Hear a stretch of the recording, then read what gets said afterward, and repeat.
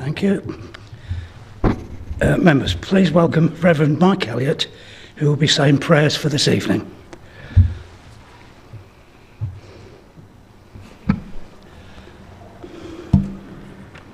Let us pray. We thank you, O God, for your goodness shown within our communities, by all local groups, by well-meaning members of our various wards, by all who offer friendship, help and support. May we match their endeavours and do all we can, whether through policy, procedures or action, to unite our desire to serve and not be served, to give and not to count the cost, to fight and not to heed the wounds, to labour and not to seek for rest, to give and not to seek for reward, except in reward of doing your will. Amen. Amen. Thank you. Welcome, members, and those in the public gallery and who's watching on live stream. Before we begin the meeting this evening, I invite those present to join me in a minute's silence in honour of the late John Rogers and Anne Sylvester, both of whom served as Peterborough City Councillors. Thank you.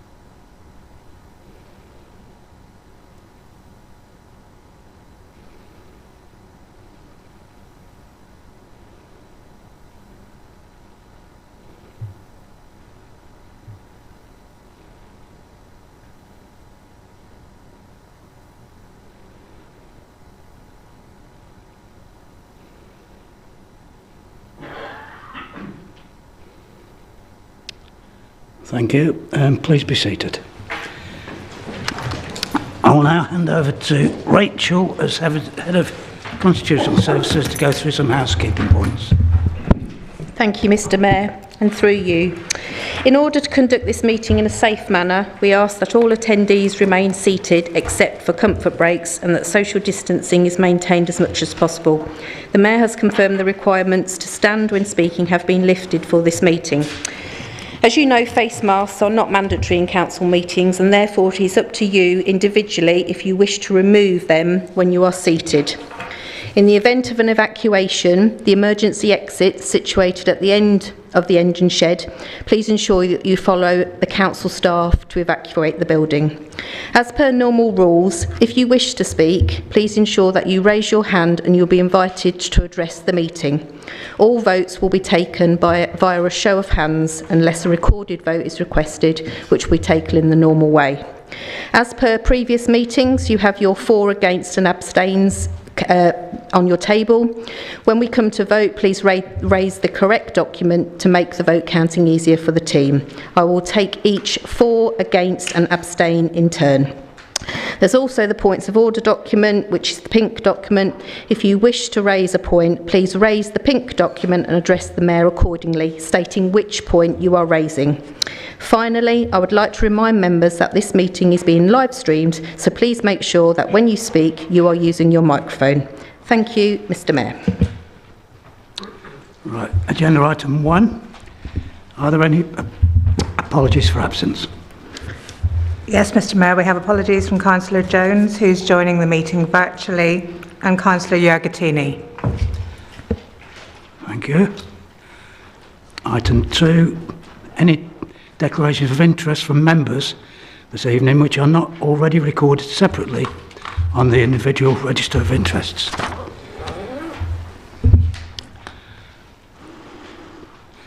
No, thank you. Agenda item 3. Minutes of the meeting held on the 8th of December, special meeting, 8th of December 2021,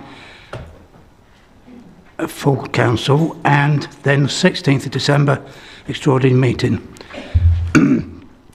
I would like to move approval of the minutes of the special council meeting and council meeting held on those 2 dates, and the extraordinary council meeting on the 16th of December. Do I have a seconder? Mr. Leader, thank you. If there is no objection, I will take that as agreed. Item 4. Members, I would like to let you all know of the Civic Award nominations for 2021 to 2022. To do so, I will hand over to Councillor Hiller as chair of our honours panel. Councillor Hiller. Thank you, Mr. Mayor. I'm privileged to be able to do that. In 2014, the Council launched the Civic Awards, a scheme which aims to recognise residents, groups, organisations and indeed businesses that have made a real difference to their local community. This is the 8th year of the Civic Awards scheme, Mr. Mayor, and tonight I have the honour of announcing the winners at this meeting of the full Council. The winners will be presented with their awards at a presentation ceremony in spring this year. In the meantime, should you need further information, please contact Sue Proctor, Executive and Members Service Manager, by phone or email. The members of the Honours Panel were very encouraged to see that the popularity of this programme has increased tremendously over the years, with many nominations being submitted. I will be announcing only the winners' names at this stage, Mr. Mayor, but details of their achievements will be announced at the awards ceremony and available on the Council website shortly after. So, without further ado, members, it gives me great pleasure to announce the group of Civic Award winners. The following nominees have been selected to receive a Community Involvement Civic Award. They are Anne Dean, Brenda and Martin Tibbles, Dorothy Halfhide, Erin Lee, Gladka, Husseini Islamic Centre, Janet Hagan, Jane Hale, Joseph Dobson, Keith Livesley, Nadia Abdur Rahman, Peterborough Youth Council, Peterborough Wombles, Salam Radio, Salvation Army Community Centre, Bart Sikh Association, Well Cafe at Alpha Centre. Congratulations and well done.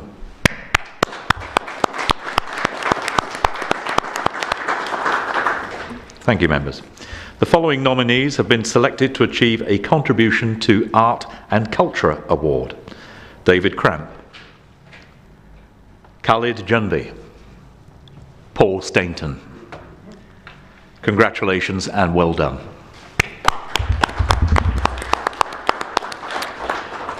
Thank you, members. The following nominees have been selected to receive a Young Persons Award. Abdul Khan, Joshua Barnes. Congratulations and well done. Thank you, members. The following nominee has been selected to receive a Sport Award. Farida Bibi. Congratulations and well done, Farida. Thank you again, members. The following nominee has been selected to receive a Business Award. Mark Broadhead. Congratulations and well done, Mark. The following nominee has been selected to receive an Outstanding Contribution to the Environment Award. David Lewandon. Congratulations and well done, David. And finally, members, and those watching online, the following nominees have been selected to receive a Lifetime Achievement Award. Edward Elwood, Girl Guiding Peterborough, and Harry Brassey. Congratulations and well done. Thank you again, members. Mr. Mayor, that concludes this year's Civic Award announcement. On behalf of all the councillors here tonight, I would like to say a huge thank you to the deserving winners for your hard work and and commitment to your community and the city as a whole. Thank you, everyone. Thank you.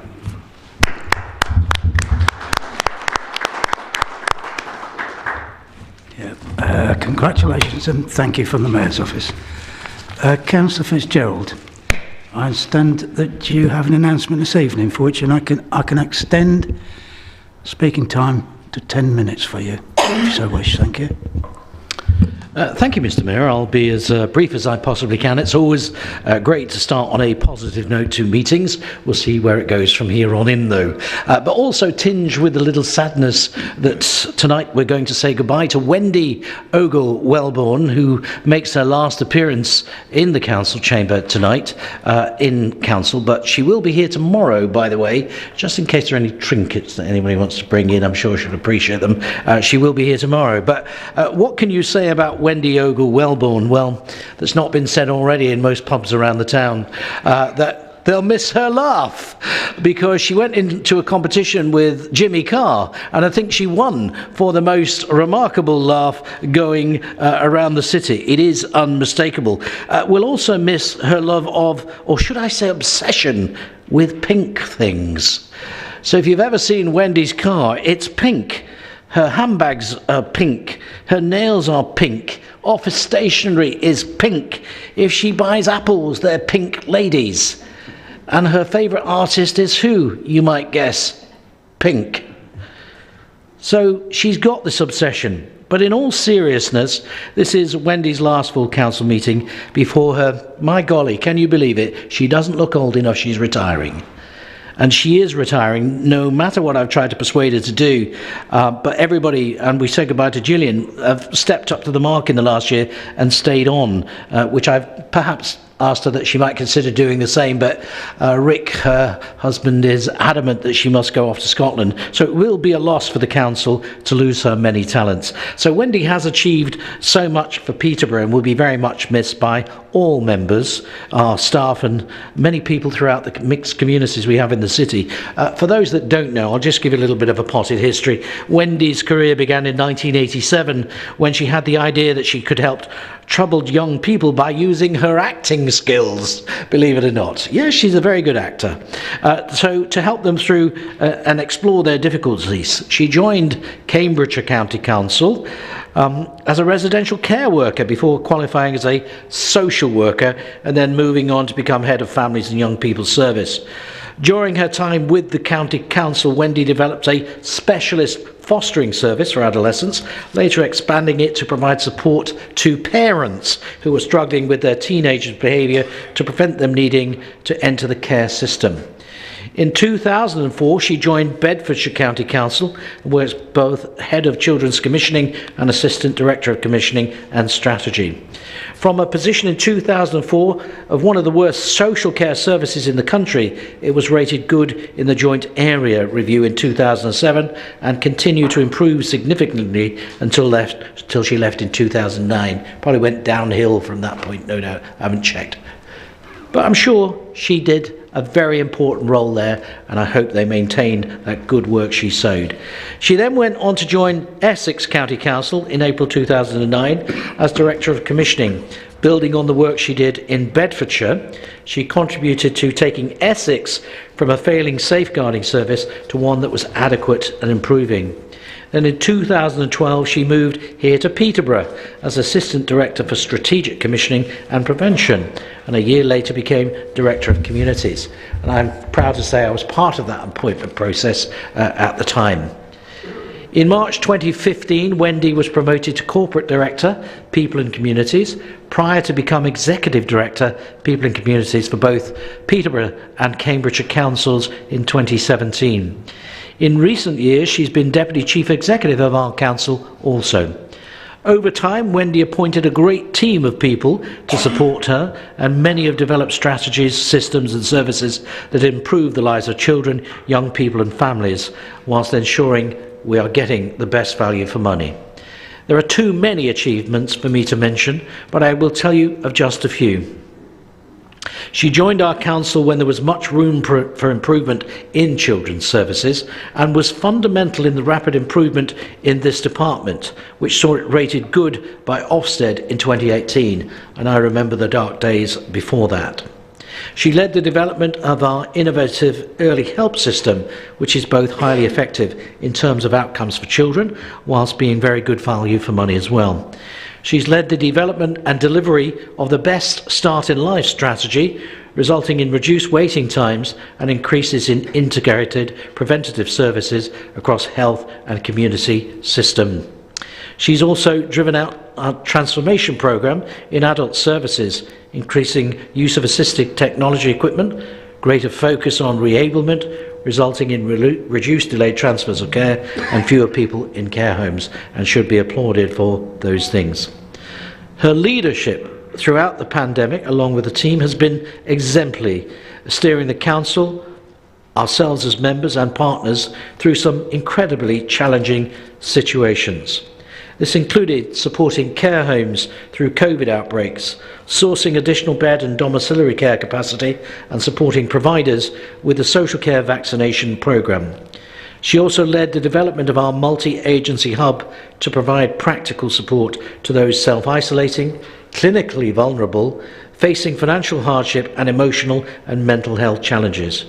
In her career, Wendy has developed, supported and managed services that have made a real difference to the lives of others. She's been passionate about supporting children and young people and has carved for herself a reputation for delivering high performance and affordable services.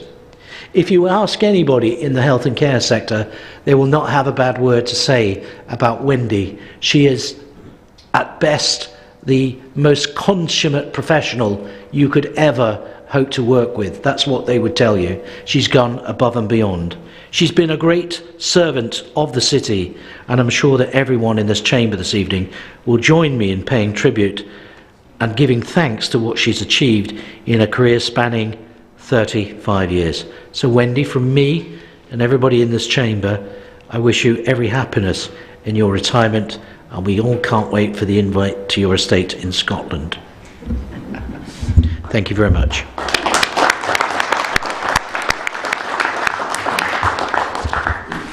Thank you, Councillor Fitzgerald. Group leaders, if you wish, you have 5 minutes to address the meeting also. Councillor Shaz-Nawaz.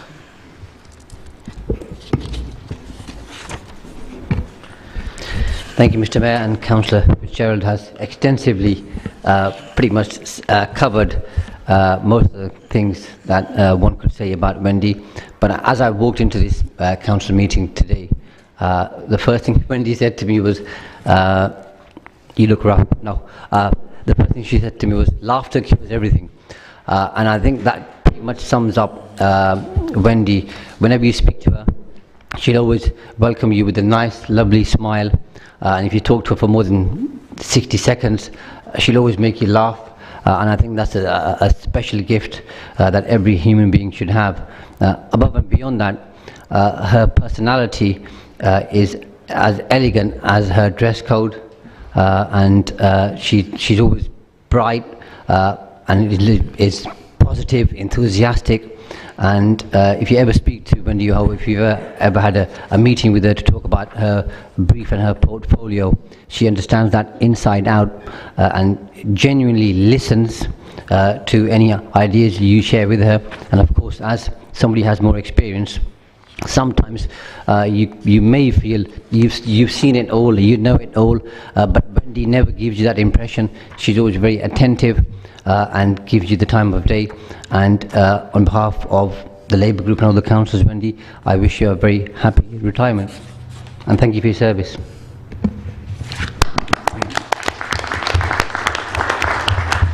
Thank you, Councillor Shaz-Nawaz. And Councillor Sanford, please.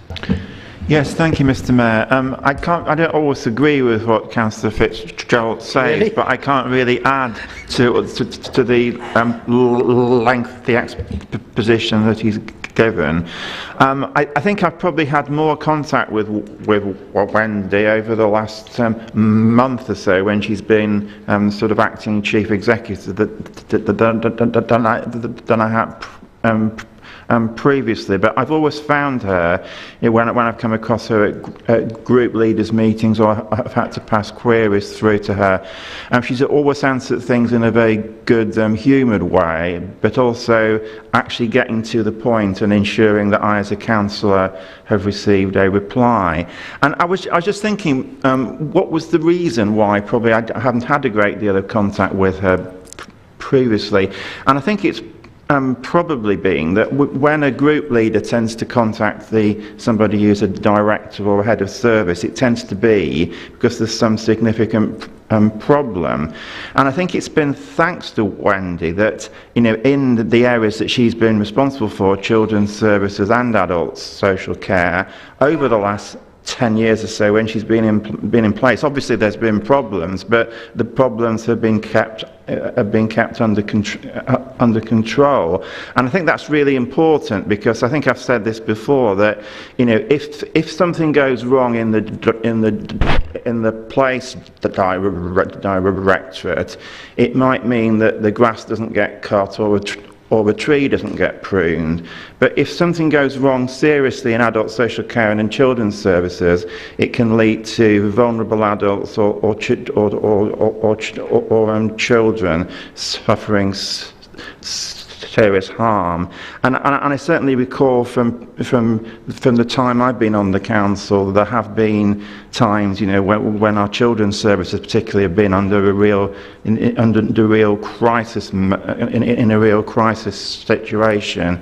So I think the fact we haven't experienced that is really thanks to Wendy's work.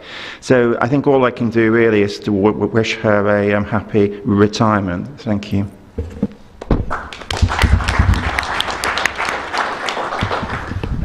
Thank you, Councillor Sanford. Councillor John Fox. Thank you, Mr. Mayor. What can I say about Wendy? Quite a lot, actually. You're a down-to-earth person, you're a people's person, and I'll keep this very short. I will miss the many times we've met at the bar on the Mayor's balls. I get on famously with Rick. I think he's a cracking bloke, as you are a person, I will miss that, because you've always had the right things to say. You've always cheered me up, you've made me laugh, and Rick especially. You are a down-to-earth person, and Rick says you'll never ever have change. You've always been that way, and that's something that's special, being just a normal person doing a very, very high-powered job. I respect you, and you have my admiration. Have a great retirement, and hopefully we'll see you the day that hopefully Judy becomes Mayor. You'll come down and spend another few hours at the bar. Thank you.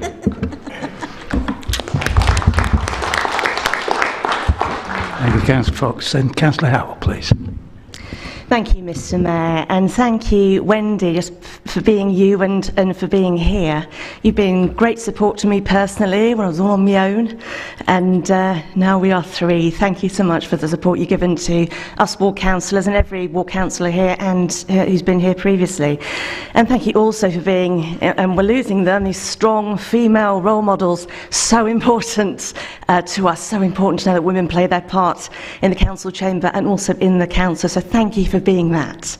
It hurts me a bit in the heart to lose Gillian and to lose you in such quick succession, but I just want to say I'm so glad that you're about to go on to retirement. Enjoy your retirement, and I hope that it is healthy, and most of all that it's long. All the best.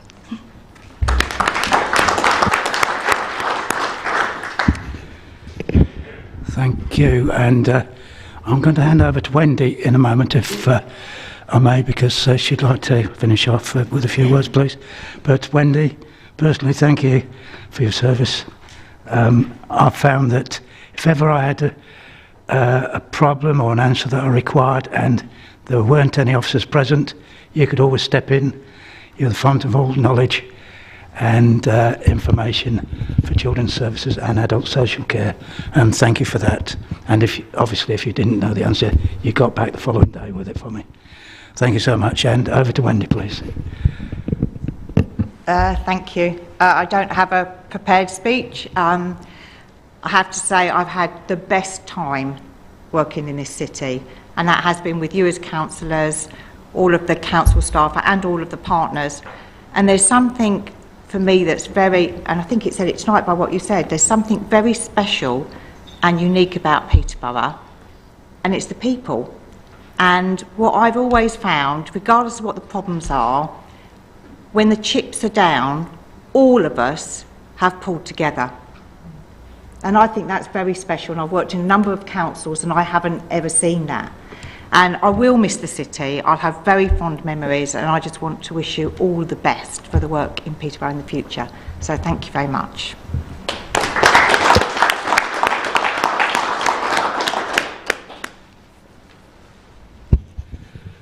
Thank you, everyone. Agenda item number 6, questions with notice by members of the public, of which there have been none submitted for this meeting. And as such, we will move on to the next item, number 7, petitions. Those presenting petitions this evening will have 1 minute to outline their petition request. Are there any petitions from the public? Thank you.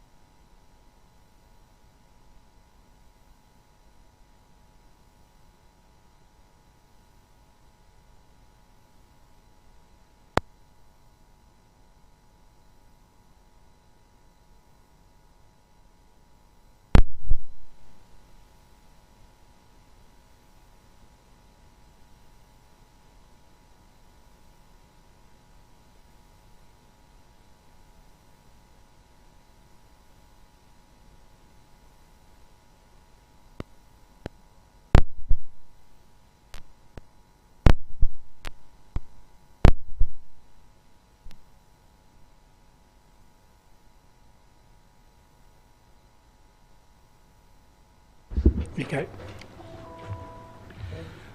Right, can you hear me? Yeah, it's starting with me. If I continue then. Yep, we're back on. Are there any petitions from members? Yeah. No, we don't see anybody.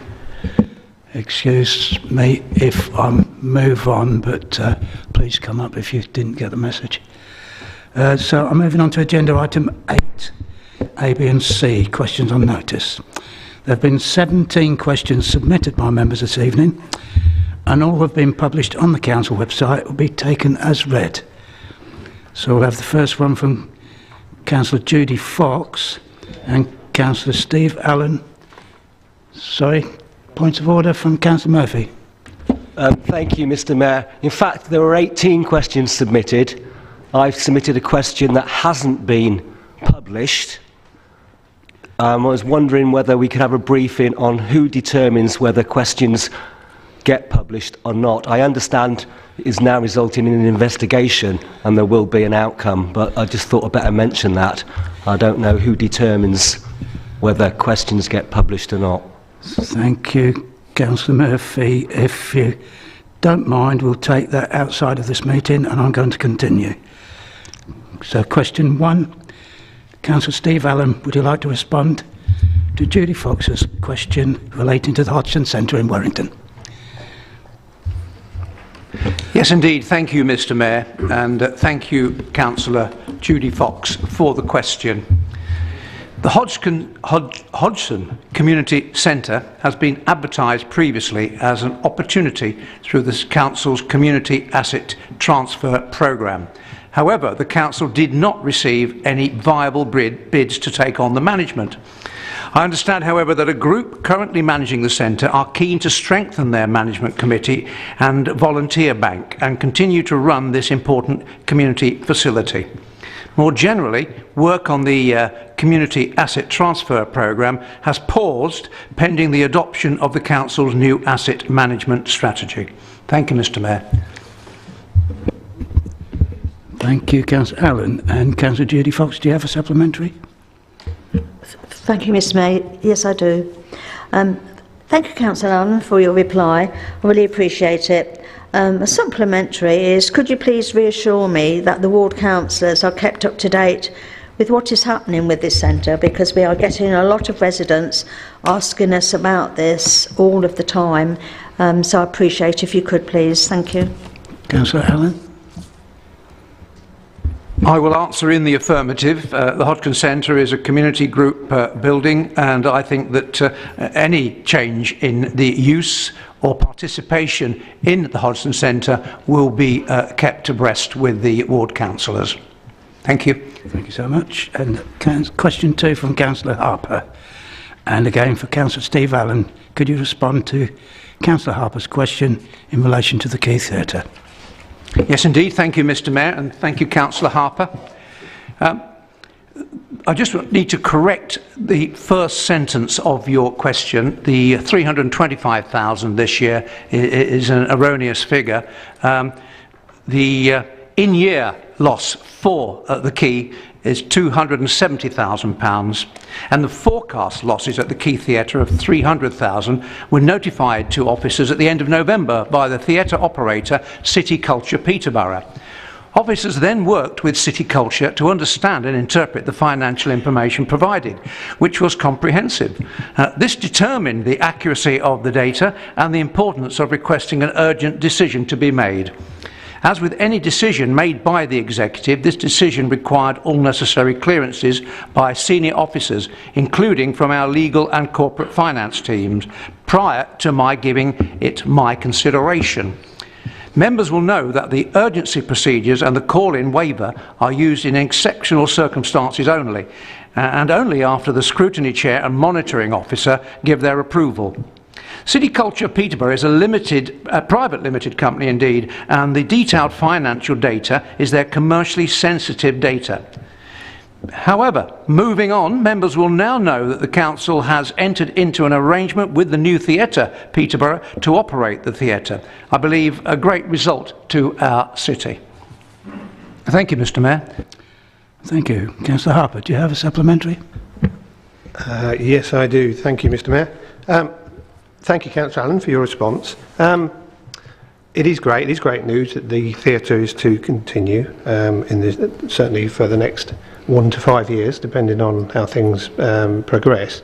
I'd just like to ask you quickly, if you wouldn't mind, because considering public money was used to help fund these sort of things with City Culture, do you not think it's right that that is fully disclosed to not necessarily the public, but certainly councillors and without doubt scrutiny committees? And would you support a motion that called for that? Councillor Steve Allen. Thank you, Mr. Mayor. I agree with you, Councillor Harper, that it would be best if City Culture Limited did provide the information that you've indicated.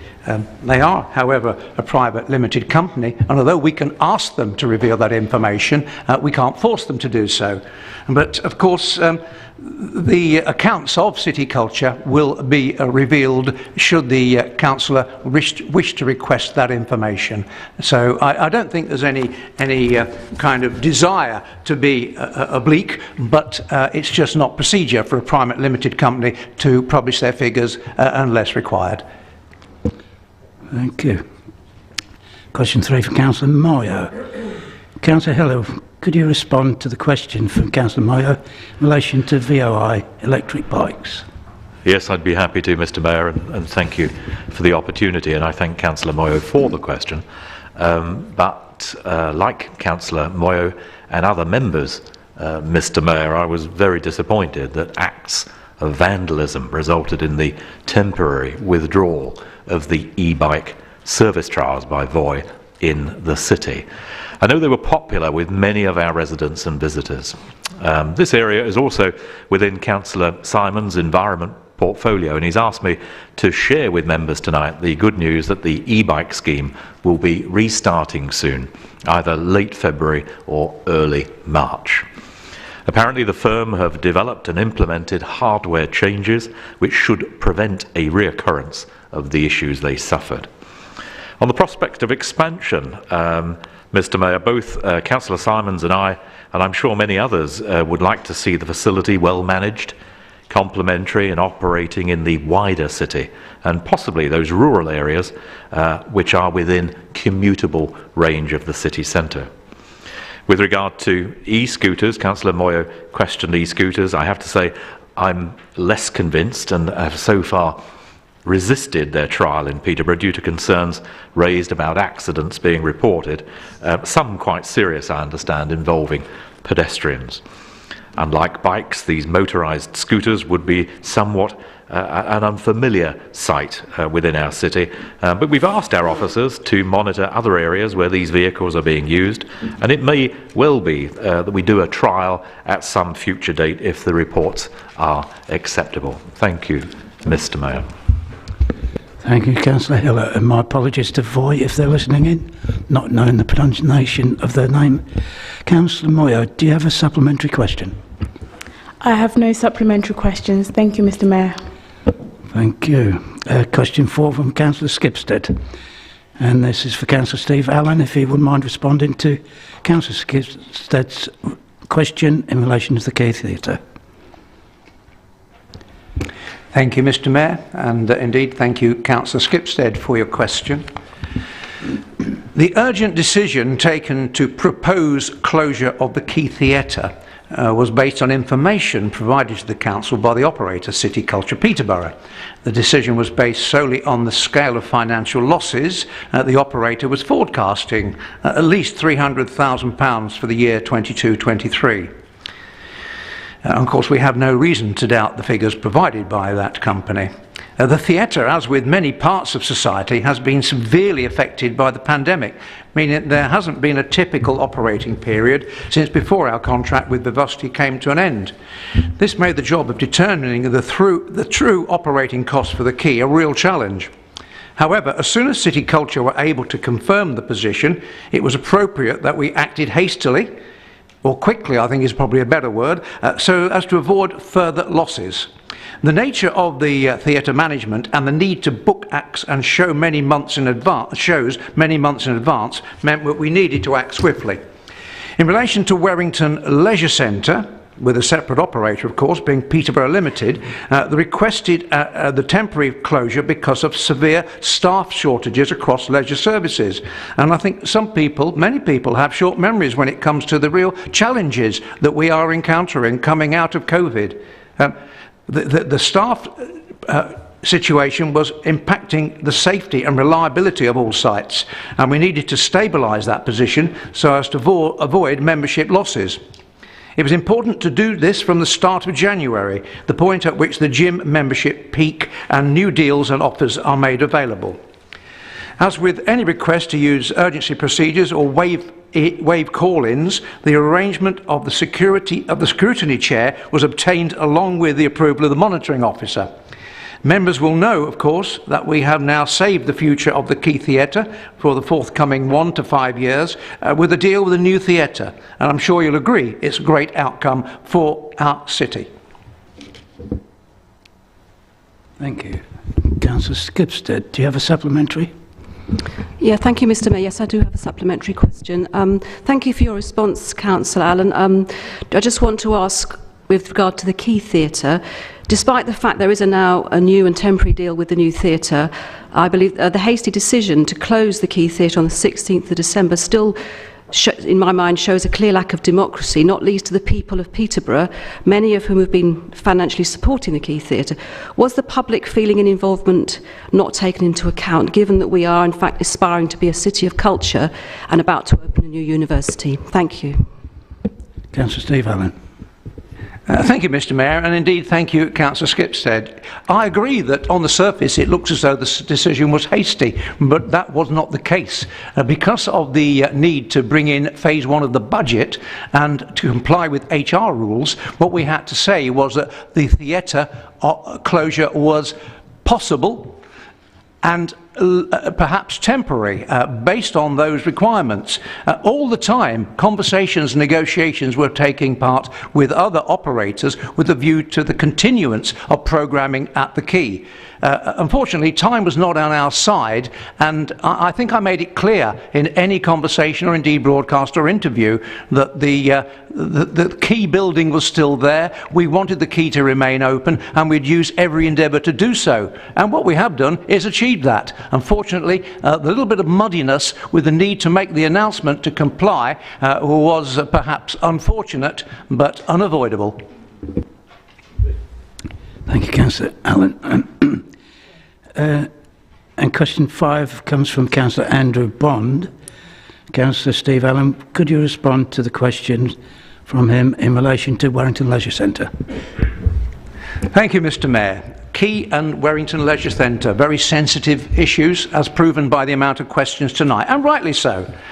I would say the closure of the Warrington Leisure Centre to community use is indeed, as acknowledged in your question, temporary.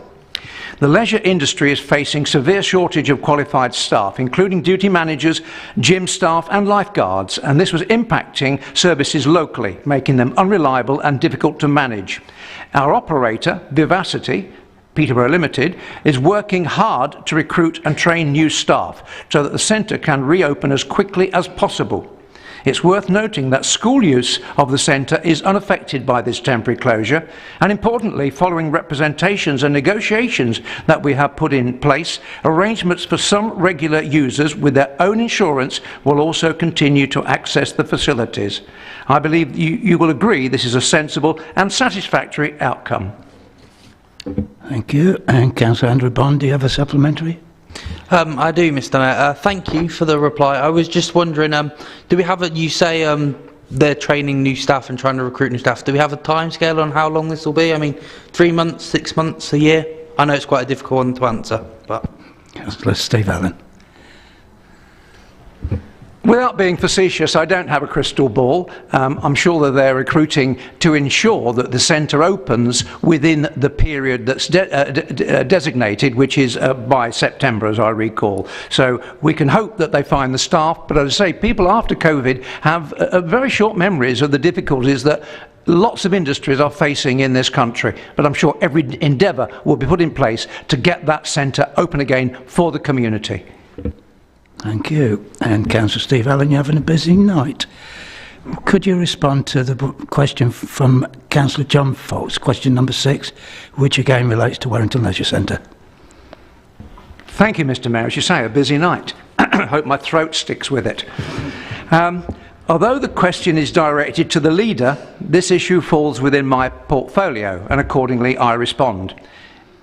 It's indeed unfortunate that ward councillors were not given prior notice, and it should be noted that from the outset our service director has expressed his regret that he and his team didn't contact the local councillors about this issue before it went to the Financial Sustainability Working Group, and he would like to place on record his sincere apologies.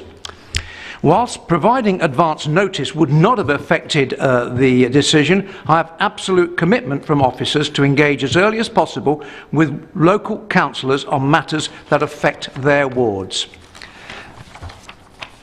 As a further context in relation to this particular decision, Vivacity contacted the council on the 25th of November requesting that the centre be temporarily closed because of severe staff shortages across the whole leisure estate. After a period of discussion, I and the leader gave approval on the 1st of December based on the information provided to us. A discussion at Cabinet Policy Forum then took place on the 13th of December, followed by the Financial Working Group on the 15th of December. That's confirming the chronology.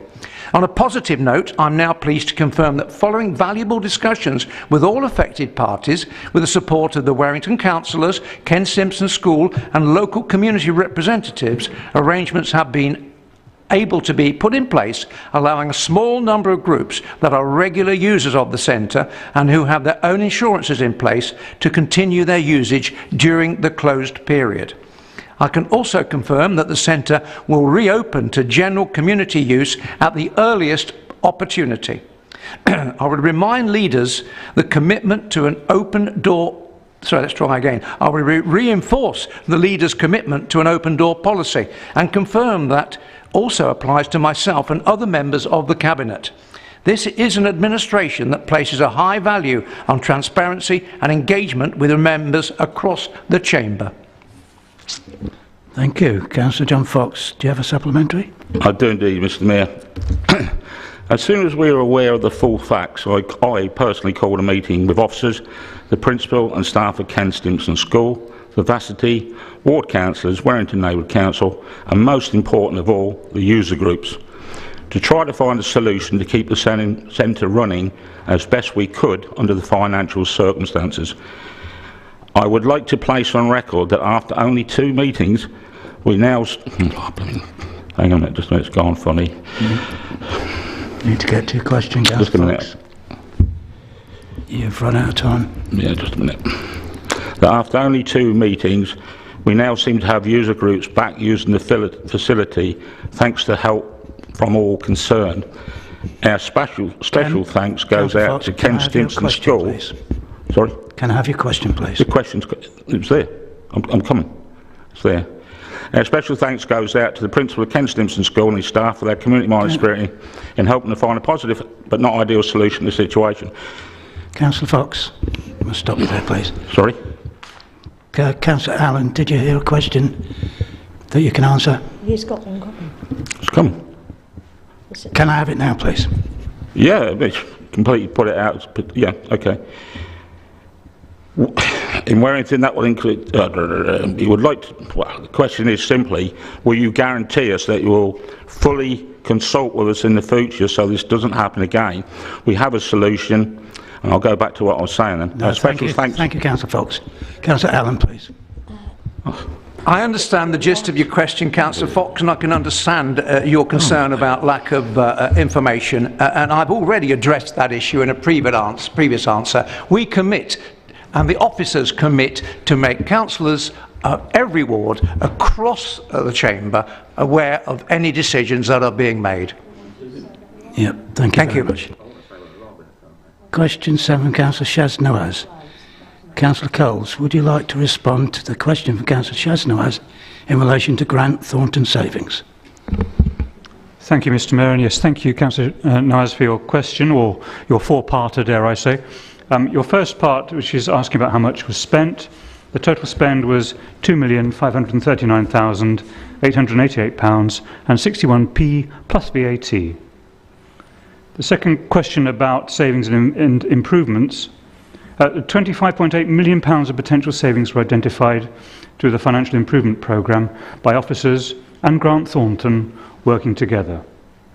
Further opportunities were identified as part of the Lean Cost Structure Review programme, which took place in early 2020. These key lines of inquiry identified an estimate £11.9 million of savings opportunities, although business cases had not been developed for these to substantiate the value. Question 3 about how much we actually saved by implementing the advice. The total amount of savings included within the 2020-21 budget was £20.6 million, which took account of Grant Thornton's advice and recommendations, which followed the validation of savings values through the business case process. Although this value falls short of the £25.8 million that was identified by Grant Thornton, it's important to remember they also supported us to deliver some in-year spend controls during 2019 and 2020, which reduced the forecast overspend significantly. As a result of reviewing the Council's top contracts, they also identified actions which could be taken by the Council to avoid future cost pressures, and those actions we took. And the fourth part of the question about unrealised savings and when we might achieve them. In March 2020, after a 6-week period of investigative service review, approximately £11.9 million of savings were identified with the support of Grant Thornton. These have most commonly been referred to, and I've referred to it earlier, as the Lean Cost Structure Review savings. But unfortunately, due to the pandemic, this process had to be paused. And it's important to remember that these were identified opportunities. They were not fully developed or appraised plans. Throughout the 2021-22 and the 2022-23 budget setting process, officers have continued to re-examine these, and where appropriate, they've validated savings totalling 8.2 million, which have been included in the budget. The remaining balance of £3.6 million has been reviewed thoroughly as part of the budget process, but these do not present feasible budget opportunities at this stage, and you'll be aware some of the budget controls will mean merging directorates and so on, so actually the picture has changed quite dramatically. 15 seconds. Thank you, Mr. Mayor. Okay, thank you. Councillor Nawaz, do you have a supplementary? I do, thank you, Mr. Mayor, and thank you, Councillor Coles, for your extensive response to the four-part question.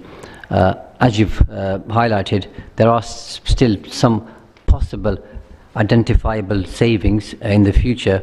What efforts will you be making personally to try and realise those savings in the fiscal year 2023-2024? Thank you very much for your supplementary, Councillor Nawaz. You'll be aware we're undertaking a forensic review of everything, our assets, our contracts and so forth. It may well be we'll be able to find much more in way of savings than those. And I also mentioned earlier that some of the savings that were identified probably won't be deliverable now because of the whole structure of the directorates is changing. But as you may imagine, I'm keeping my eye very closely on all opportunities to make savings through 22-23 and 23-24. Thank you. Thank you. Question 8 from Councillor Hogg and Councillor Steve Allen. Would you like to respond to Councillor Hogg's question in relation to the city market? Thank you, Mr. Mayor, and thank you, Councillor Hogg, for your question. You'll be aware that the Planning Committee approved the market yesterday. Great outcome, and I think it showed a support for what we are doing with the movement of the market. The relocation of the city market is part of our vision to re-energise our city centre. We need to build back better a market offer that is modern, dynamic and flexible, and that offers our residents and visitors a great experience. This will take time, and we need to do it well. The number of businesses on the existing site have reduced in recent years, most likely because of the changes to shopping habits and more recently the impact of COVID, and we now have far fewer permanent traders. Of those listed, many have ceased trading, while others were only using the site to store goods. Furthermore, some were found to have a history of pre-COVID bad debt, and the Council must have confidence that the new market will be a viable offering for shoppers and traders alike. Therefore, it will primarily consist of 12 permanent stalls for our full-time traders, plus the food hall in a fixed building site, location should I say.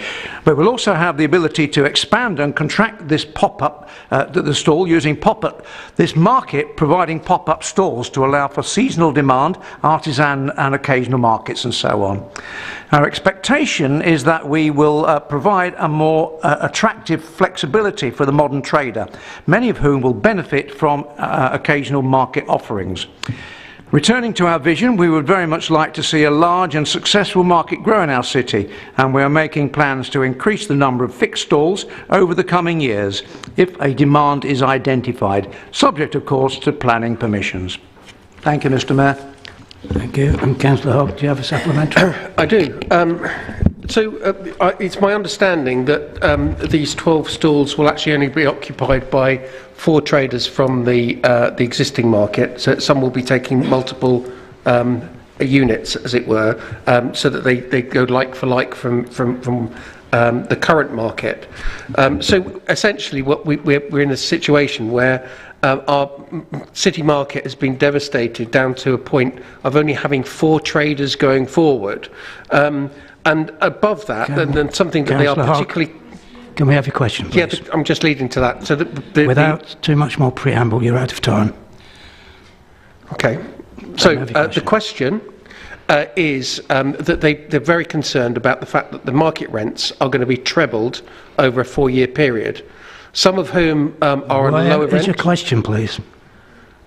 Without preamble. How can you justify... No, just ask the question straight out. No, that's the question. How can you justify a trebling of rent over a 4-year period? Thank you. Councillor Allen. It's a commercial decision to make sure that market traders pay pay a viable amount to provide the financial stability of the market going forward. At the moment, there's a sort of mixed pot of various rents for market traders, and there's also a bad debt situation with many of the traders that were on the existing market site. What we're doing, we're putting our ducks in a row, getting our financial prudency sorted out, and making sure that the rate that the market traders pay, which is not an instant increase, it's going to increase over a period of 3 years, to then be at the level that is commercially viable. Thank you, and my apologies, Councillor Hogg, if you were just leading on to that. Question 9 from Councillor Wigan. Councillor Simons, could you respond to the question for Councillor Wigan in relation to brown bin collections? Yes, Mr Mayor, thank you. Thank you, Councillor Wigan, for your question. I'm pleased to say the vast majority of refunds have now been completed. There may be the odd one or two to be completed, and I would urge anyone who hasn't received their refunds to contact us. PCC ICT were able to develop a system in-house to enable us to do this with no cost to PCC. Thank you. Councillor Wigan, do you have a supplementary? No, thank you very much, Councillor Simons, for the answer. Thank you both. Question 10 from Councillor Sanford. And Councillor Steve Allen, would you like to respond to Councillor Sanford's question in relation to the Key Theatre? Indeed, thank you, Mr Mayor. I'll just clear my throat to go at it again. The financial information relating to the Key Theatre is owned by City Culture Peterborough Limited, a private company. Although that information has been requested by the Council, the request has been declined on the grounds of commercial confidentiality. Members will be aware that we have secured an alternative arrangement whereby the new Theatre Peterborough will be running the Key from the beginning of February, and I and the lead officers will engage with them at the earliest opportunity to introduce them to members with a request for them to share whatever financial detail they deem appropriate.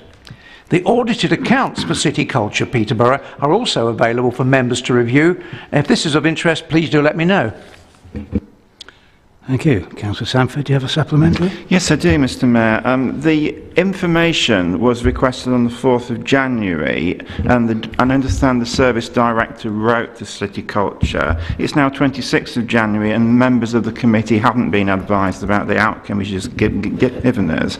We are aware that there's a plethora of joint venture companies and various private companies that this council has hived its services off to, and who may be private companies, but they're spending millions of pounds of public funds. So would he not agree with me that it's really important that if we're spending millions of pounds of public funds, that these bodies be held to account? And I'm also aware that the new theatre is a private company. So is he actually telling us that the financial transactions between the council and the new theatre, or the cellar-door company that owns it, are those transactions also going to be kept secret? Councillor Steve Allen. Thank you, Mr Mayor, and indeed I appreciate your supplementary, Councillor Sanford. I can't deny I would like City Culture to provide the information you have requested, Councillor Sanford, and indeed I feel that they should, in order to ensure complete transparency from their own point of view, if nothing else. However, with City Culture being a private limited company, and although we can request, we cannot demand them to provide the information. However, at this stage, as further context, I can announce that City Culture Limited have now declared they are no longer able to deliver the library and museum services for the funding we offer to them, and will be handing these back to PCC imminently. As part of the revised arrangement, it is proposed that Flag Fen will move to City College, Peterborough, in recognition of the education value of the site and its operation to Peterborough, the wider area, and of course nationally. And one further sentence to pop onto that: New Theatre will not be receiving any funding from Peterborough City Council. They will be running the business as a commercially viable business, but of course at this stage we are still somewhat reliant on final confirmation of Arts Council funding. Thank you. Right, time's up for questions on notice. So I think members will receive or will all receive notification of those in due course. So now I shall move on to agenda item 8D. There has been one question submitted by members this evening to the Combined Authority representative this evening.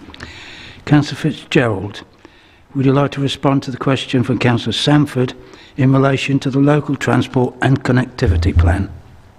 Thank you, Mr Mayor. I would. It's very opportune that Councillor Sanford asked this question tonight, as this very subject was on the board meeting I attended and have been there all day, out since 8:15 this morning, attending in Cambridge. And I will share this paper with Councillor Sanford, which was publicly available on the website of the Combined Authority, which is titled Cambridgeshire and Peterborough Combined Authority Local Transport and Connectivity Plan Update. However, I will say to you, I'm working closely with the Combined Authority and with officers at this council to ensure that the new LTCP is right for Peterborough. I'm in regular dialogue with key officers such as Charlotte Palmer on this and make sure it delivers for our city, Councillor Sanford. This includes commitments in the plan for electric buses in Peterborough, something I've spoken often about, both in the Combined Authority and here in our council meetings. We first have the problem, though, of what we do with the city's bus station, because it needs a massive infrastructure investment in order that we can move electric buses into the city. And I know officers and the Combined Authority, particularly our regeneration team, are working on that as a solution. Plus also the rail station quarter development, the Fletton Quays footbridge, Build a Bridge and They Shall Come, and other measures and policies that support our growth and environmental commitments. In terms of wider member engagement, we are inviting a representative from the Combined Authority to attend March's Growth, Environment and Resources Scrutiny Committee, where the plan is due to be discussed as it stands today. In addition, the Combined Authority have said that they are willing to attend other member meetings too. An initial public consultation has taken place, as you will know, and I have to say there was a very, very poor response from Peterborough. So that has been noted. Thus, a second full public consultation is planned to start in and around May 22, following the local elections. So I and the Combined Authority would encourage all members and residents to look at the proposals and make any suggestions they see fit. Councillor Sanford, if you'd like to take this document.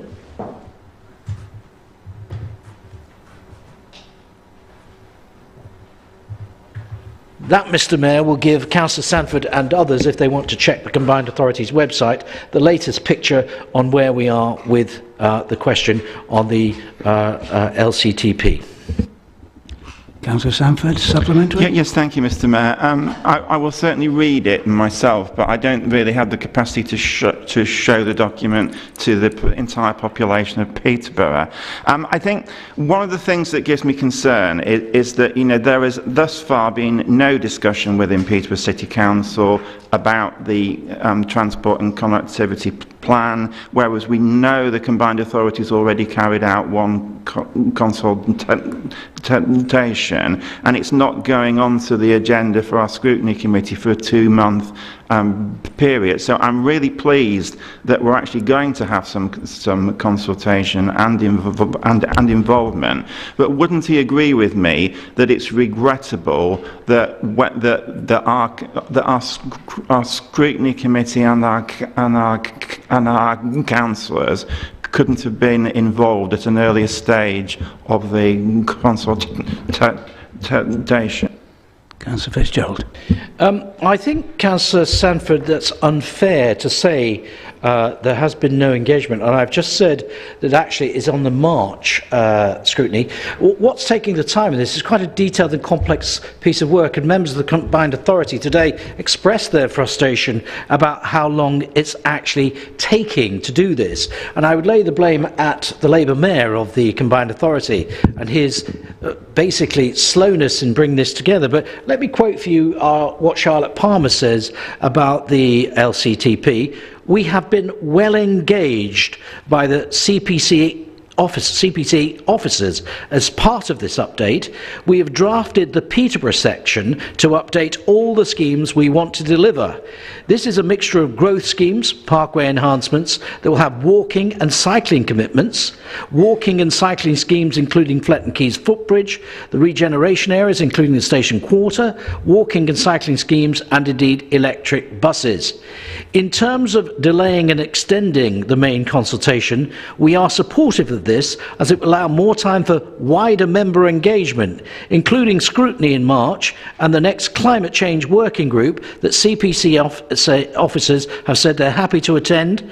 This is probably needed given the low number of responses from the Peterborough area in the first consultation.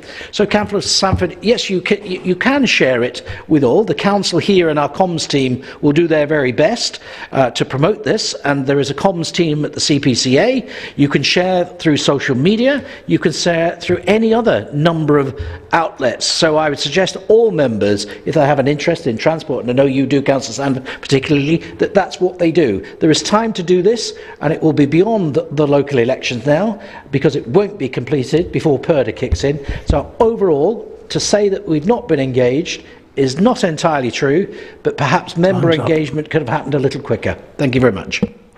Thank you, Councillor Fitzgerald. So moving on to agenda item 9A, review of Peterborough City Council members' allowance scheme and the report of the independent remuneration panel. It can be found on the agenda pack and in the additional information pack. Councillor Seresti, I understand that you have a proposal that you would like to move as set out in the additional information pack. Thank you, Mr. Mayor. It's recommended that Council note recommendations of the Independent Remuneration Panel as set out in Appendix 1 and summarised in paragraph 2 of the report, and to agree to adopt the recommendations of the panel in relation to the members' allowance scheme. Thank you, Mr. Mayor. Thank you. And Councillor Coles, are you seconding the proposal? Will you speak now or reserve your right?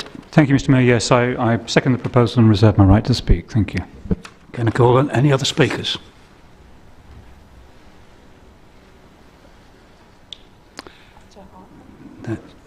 All right, Councillor Harper, please. Thank you.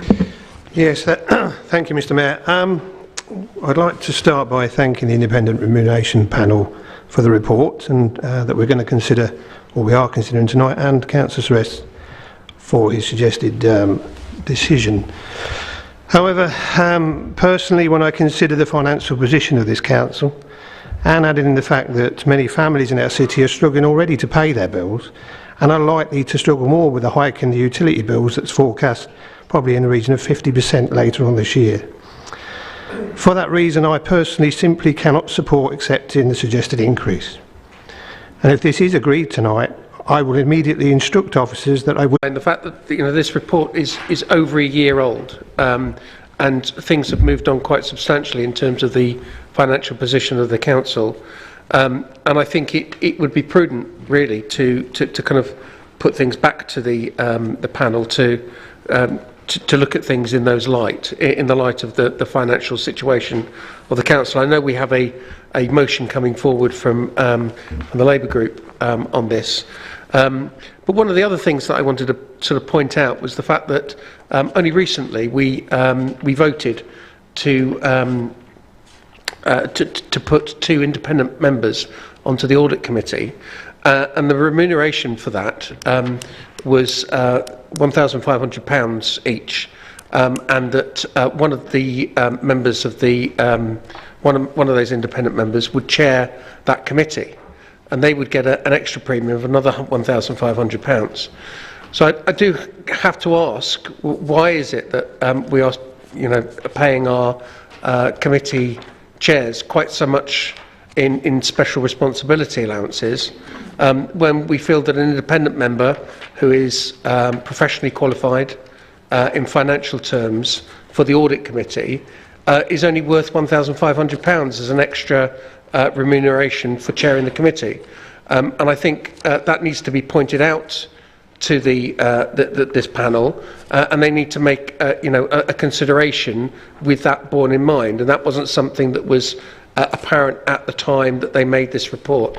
So I would certainly like to see that report looking again, and I have to agree with Councillor Harper that this is not the time to be increasing allowances, although I note that the Deputy Leader's allowance is actually going down under this proposal, so he might be minded to want to keep the level that it currently is. But that's I just wanted to make those points. Thank you. Thank you, Councillor Sanford. Yes, thank you, Mr. Mayor.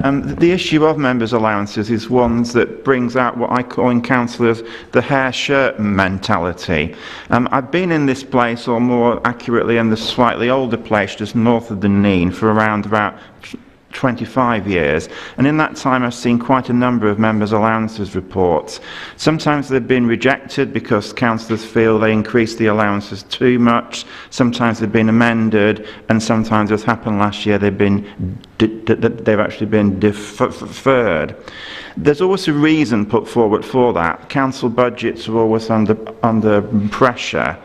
Cuts always seem to have to be made. In 2010 it was the austerity programme that the coalition government was pursuing. At other times there's been high rates of unemployment, inflation getting out of control. We all put on our hair shirts and say we can't possibly put this through, or at least at the moment we can't put it through.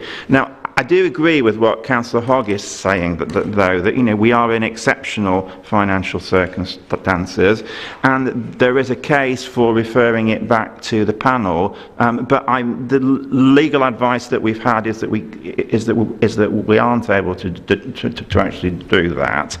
So the thing that the independent panel has to look at is things that are influencing how easy it is for people to actually become councillors.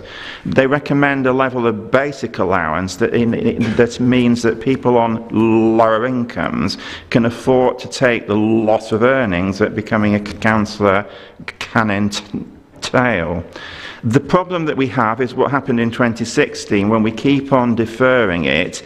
The panel keeps on doing their calculations, and in 2016 we had a report recommending a 30% increase, which the council then put through, and there was a gigantic outcry in the press. So it was certainly suggested at that time that putting through small increases is the best way forward. Now, councillors feel really embarrassed about voting through extra money for themselves, and there's good reason for that, because councillors should not be deciding what we as councillors are paid. I can't think of any other walk of life where that happens. So this is the policy that the Liberal Democrat group has. We've had a twofold policy over a number of years. One, that any significant change in members' allowances should go to the panel to seek their advice before it's voted on by full council, and that's why we want to propose that Councillor Ali's motion goes back to the panel. And we've all got our views on what members' allowances should be paid, and personally I think we should reduce some of the special responsibility payments, but that is a matter for the panel to consider and the panel to advise on. And the second aspect of our policy, which is relevant here, is that we should not be voting on members' allowances payments. So the policy of the Lib Dem group is that we will abstain, and that is the policy that we're going to continue. Right, Councillor Murphy, please. Thank you, Mr. Mayor. Some of what Councillor Sanford was saying I do agree with, but I'm not sure whether abstaining is actually the right way to go. The report we have before us is quite helpful that we have the motion from Councillor Ali later on, because it indicates to you how much we're spending on councillors' allowances. It's hundreds of thousands of pounds. If you look through the agenda tonight and bear in mind the RIP, the Recovery Improvement Plan, and what we've been told over the last few months is we've got to stop spending money. If you look at the agenda tonight, we've got an interim impost coming in at 60 grand for a quarter. We're spending more money on other posts, we want to create other posts. We're not actually making any savings yet, and this, though it's not substantial, is talking about spending more money if we accept it. If you actually look at the report, I think it's flawed. They're using a template from another council. If you look online, you'll see the watermark on that. And they've been looking at how many hours councillors put in. Some councillors seem to think going on litter picks and things like that is part of the council duties. It's not. I think the number of hours they think we put in it needs to be looked at as well. So the actual panel's work is flawed. And I'll also point out, and I think I sent an email to all councillors on the back of Councillor Ali's motion, and maybe we should be taking the motion first before we deal with this, that on the 20th of July I had a motion before this council asking the remuneration panel to have a look at our allowances and special responsibility allowances in the first lockdown, when governments were reducing their MP salaries in some places and other councillors were cutting down. We weren't meeting. We weren't having those meetings that we normally have. Now, some councillors actually did more work during that period, I know, but the formal meetings, which we used to get attendance allowance before we got paid, wasn't happening. And I had that motion before the council and it didn't get put. The guillotine came down, and our standing orders are quite clear. When the guillotine comes down, we move to the vote on those matters that are before us. I didn't withdraw the motion, so it should have been voted on, and that was asking this remuneration panel to have a look at our allowances way back in the height of the first lockdown, July 2020. I think it was party politics at its worst. Why my motion wasn't put, I think an officer of a party said it was being withdrawn and it hadn't. Need to wind up now, Councillor Murphy. Pardon? Need to wind up now. 3 minutes. I can't hear you, Mr. Mayor. You'll need to wind up. Thank you, Mr. Mayor. So I'll just wind up by saying, don't spend any more money tonight. Let's have a look at the motion and see what we're doing. We need to cut back on what we're spending so we can provide services for the people of Peterborough. Thank you. Councillor Shaz-Nawaz. Thank you, Mr. Mayor, and I shall keep it very brief, and I definitely won't take up 3 minutes. I think we all fully appreciate and understand the impact of inflation and how that works, and Councillor Sanford's made that point quite eloquently. But in a couple of months' time, we'll be sat here looking at significant cuts, and some may say very harsh cuts, to quite a few different service areas. And in light of that, and in light of where we are, where we're going, and the difficulties the country's had, and of course the people of Peterborough have had, and Councillor Harper has highlighted those, I think it sends out the wrong message. If we're saying we're all in it together, then I think it's important that we lead by example and lead from the front. And this is kind of a few pounds per councillor per week. So I don't, and I mean this in the nicest way possible, I don't think it's going to break the bank for anybody. But what I do think is it's going to send a very clear message to the people of Peterborough that when it comes to us voting for our own increases, we will put those on freeze, because we recognise the difficulty people are going through. And I think, if nothing else, that's going to boost the morale for a lot of people who are going through a very difficult time right now, Mr. Mayor. So based on that, I can't support this recommendation. Thank you, Councillor Nawaz. Councillor Fitzgerald. Thank you, Mr. Mayor. Having been here long enough, I've wrestled this before. And like Councillor Sanford, I was kicking the can down the road for many, many years, until we got to 2016, 2017.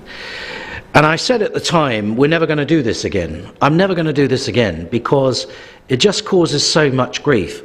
Because I hear what you're saying about messaging, because there is never going to be a good time or a right time, because it's always going to be sending the wrong message, whatever period we're in terms of where we are financially. But a couple of things to put the record straight. The financial position is not worsened by accepting the panel's recommendations either in year or next year. It adds nothing to the budget. It's already factored in to the budget, and you should check with the finance team. As for Councillor Hogg's suggestion, the panel should look into the council's financial position. The panel has no bearing or takes into account the council's financial position at the current time. That is not within their remit to consider that. Their remit is to consider based upon their professional judgment, their research, and I have to say, member input. So if there are some differing views about who gets what allowance, and I know Councillor Fox has a view about chairs, well, that is the place to direct that to the panel. And we've only just been to the panel. So, you know, to go back again, to do what? So it is already in budget.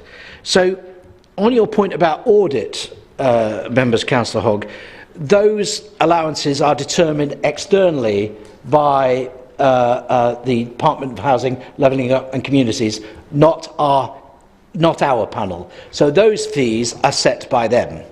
My personal view is they're set too low, because we will see, you know, trying to attract the right people. I'm amazed we've got those people we've got for the allowance we're offering. So we do not determine in this council what we get allowances for or the amounts of the allowance. We merely either choose to accept the panel's recommendation or not. We kicked it down the road again last year, and what's being suggested again today is do that again. Well, what's the point of having the panel? And I'll come back to the fact there is never going to be a good time to do this, and we're always going to get criticised, which is why I'm coming back to the fact, and it's not about the money, Shows you're absolutely right, it's peanuts, it's marginal kinds of money, 13,600, something like that. And when we talk about SRAs, let's be perfectly clear, the majority of the money spent on council allowances is not on SRAs, it's on members' allowances. Councillor Fitzgerald, please. So I will be supporting the panel's recommendation, and I hope you can do so, because it's difficult, but it's the right thing to do. Thank you very much. Thank you, Councillor. And no other speakers. I'll ask Councillor Coles, would you like to exercise your right to speak? Thank you, Mr. Mayor. Yes, we've had a very interesting debate, which we hear virtually every time this item comes to Council, which is whether we should or should not accept. It's very simple. An independent panel has looked at it. It's given us advice on what we should be paid. What we're voting on is to accept their independent recommendations. So actually we're not voting for our own rise, but that is the impact of voting to support what the independent remuneration panel says. It's very simple. It's designed to recompense everyone appropriately to the amount of work that they do, but it also recognises that we all do a lot of voluntary work which one shouldn't receive recompense for, and we are much below the average of other comparative councils. So, members, I would suggest that we vote for this and do not delay it any further. Thank you, Mr. Mayor. Thank you. And Councillor Seresti, would you like to sum up? Thank you, Mr. Mayor.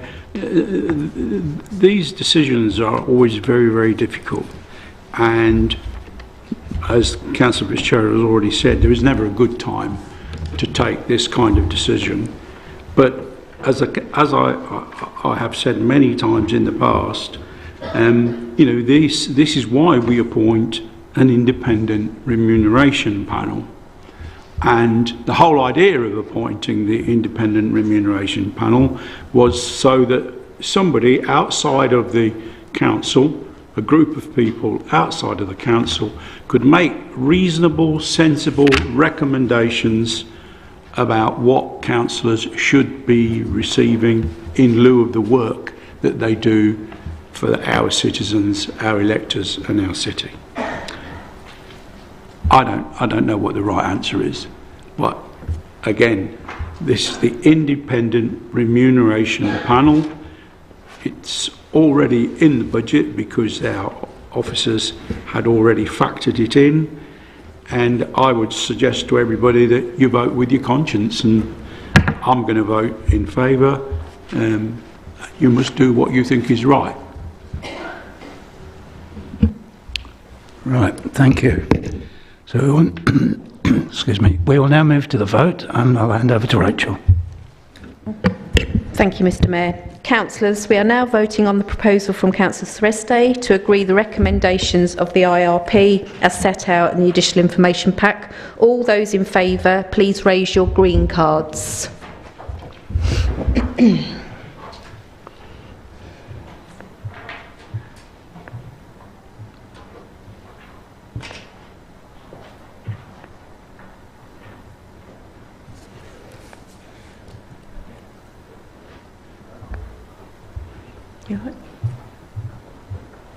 All those against, please raise their red cards.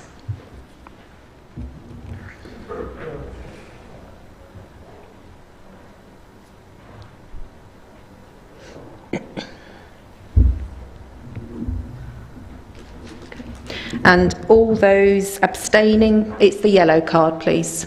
Thank you.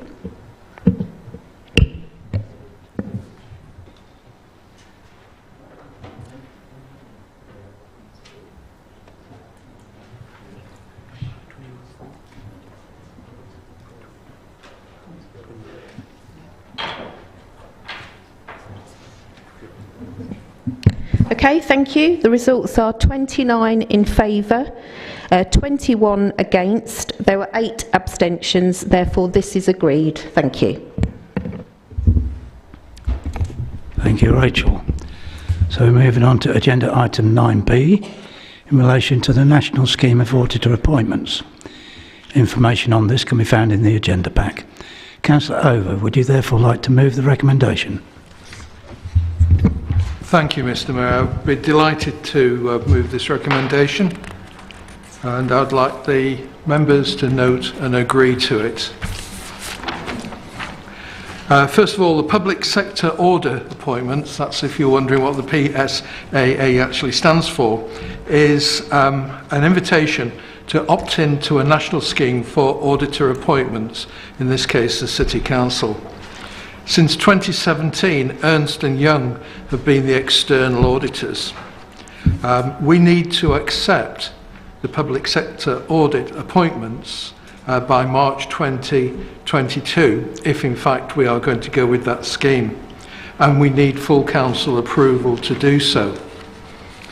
Under advice from officers, I will be able to say some of the benefits. The first one is that we would have a transparent auditor appointed by a third party. We would find it easier to obtain a qualified and registered auditor.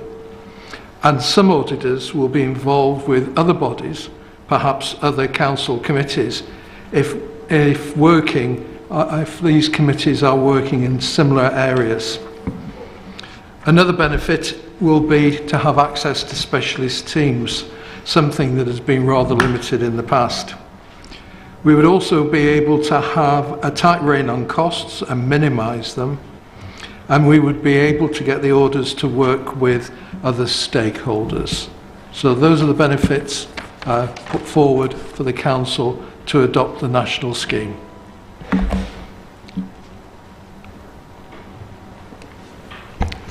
Thank you, Councillor Over. Councillor Sainsbury, I believe you're seconding the recommendations. Are you speaking now or reserving your right? Thank you, Mr. Mayor. I will reserve my right to speak. Thank you. Do we have any other speakers? It's agreed then. Is that correct? Thank you. Thank you, Mr. Mayor. Thank you, Councillor Over. Agenda item 9C, Cabinet recommendation. It's in relation to the homeless and rough sleeping strategy, information of which can be found in the agenda pack. Councillor Steve Allen, would you therefore like to move the recommendation? Yes, indeed. Thank you, Mr. Mayor. I'm delighted to move this recommendation and reserve my right to comment further. Thank you. And Councillor Howard, are you seconding the recommendation? Either speaking now or reserving your right? Thank you, Mr. Mayor. Yeah, I'm very glad to second this and reserve my right to speak. Are there any other speakers? It's all agreed then, I believe. Oh, sorry, Councillor Murphy. Yes, thank you, Mr. Mayor. Myself and Councillor Allen have been corresponding sometime over assistance for people who were turned out of the hotels and other people that don't have recourse to public funds.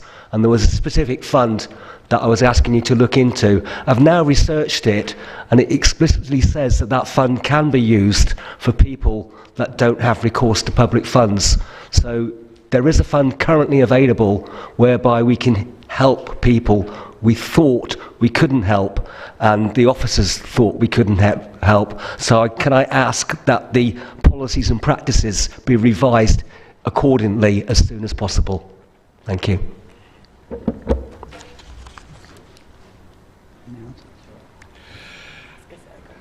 Right, is that still agreed, or do you agree, Councillor Murphy? Councillor Murphy, do you still agree? Sorry.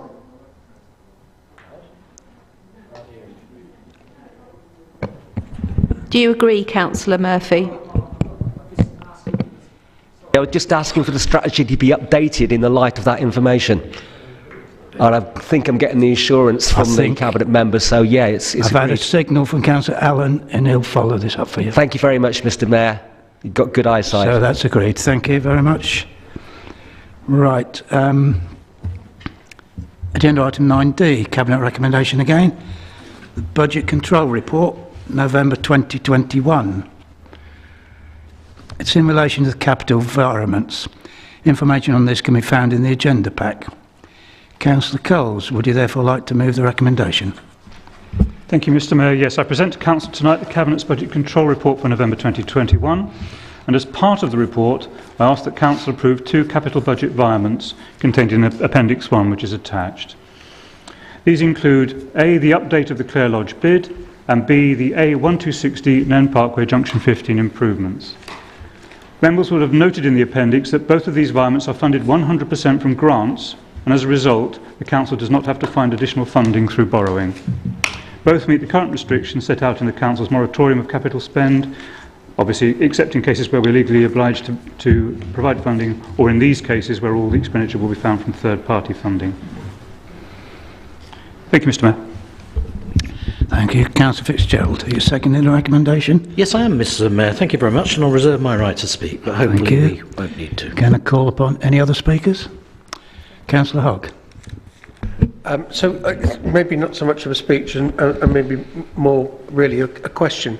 So I understand that the Clare Lodge environments, or the update to Clare Lodge, part of the bid was not agreed by DFE. Specifically, I think it's phase 6, which relates to the COVID changes. I was wondering if some, we've just been told that it's 100% being. So has it been pared down?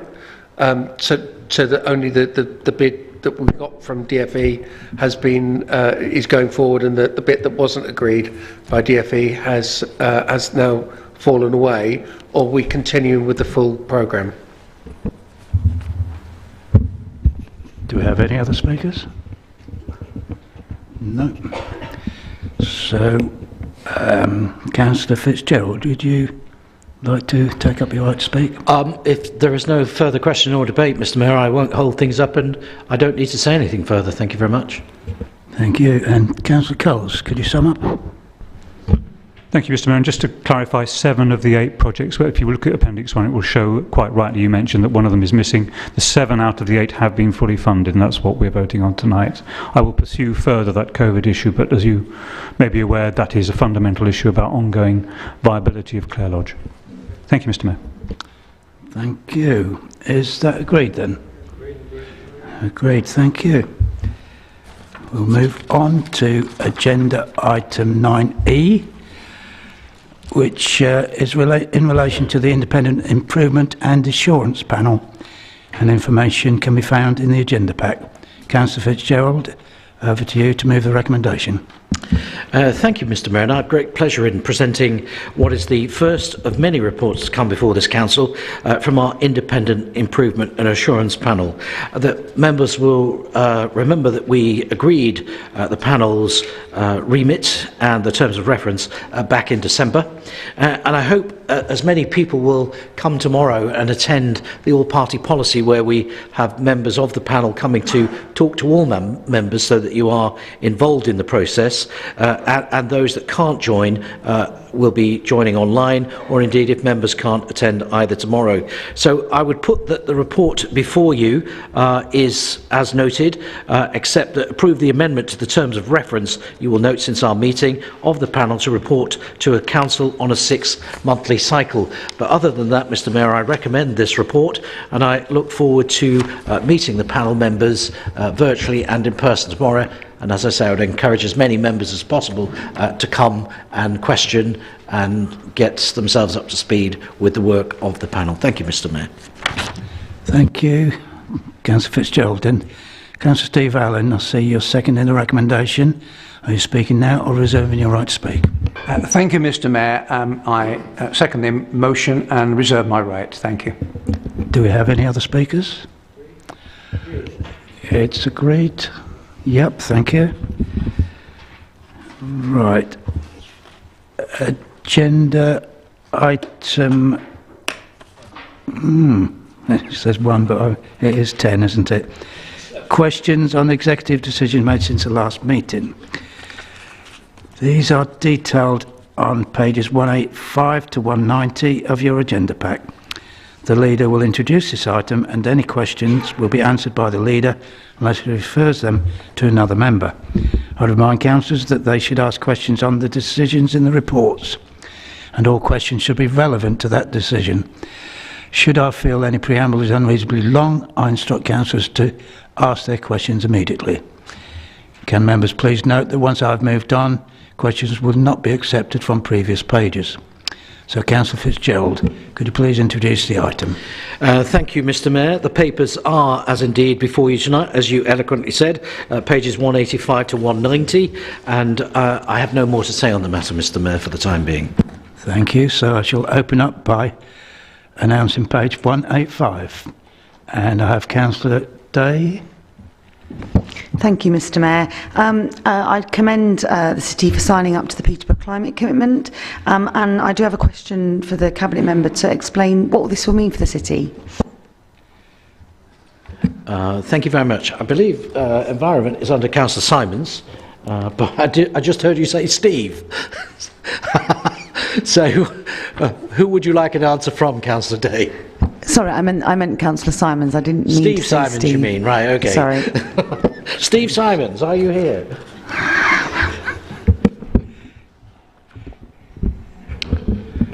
Thank you, Councillor Day. Yeah, well, I think it'll mean an awful lot for the City. As you know, you're on the working group along myself and others, and yeah, it's a positive move, and I'm very pleased that it's been accepted. Thank you.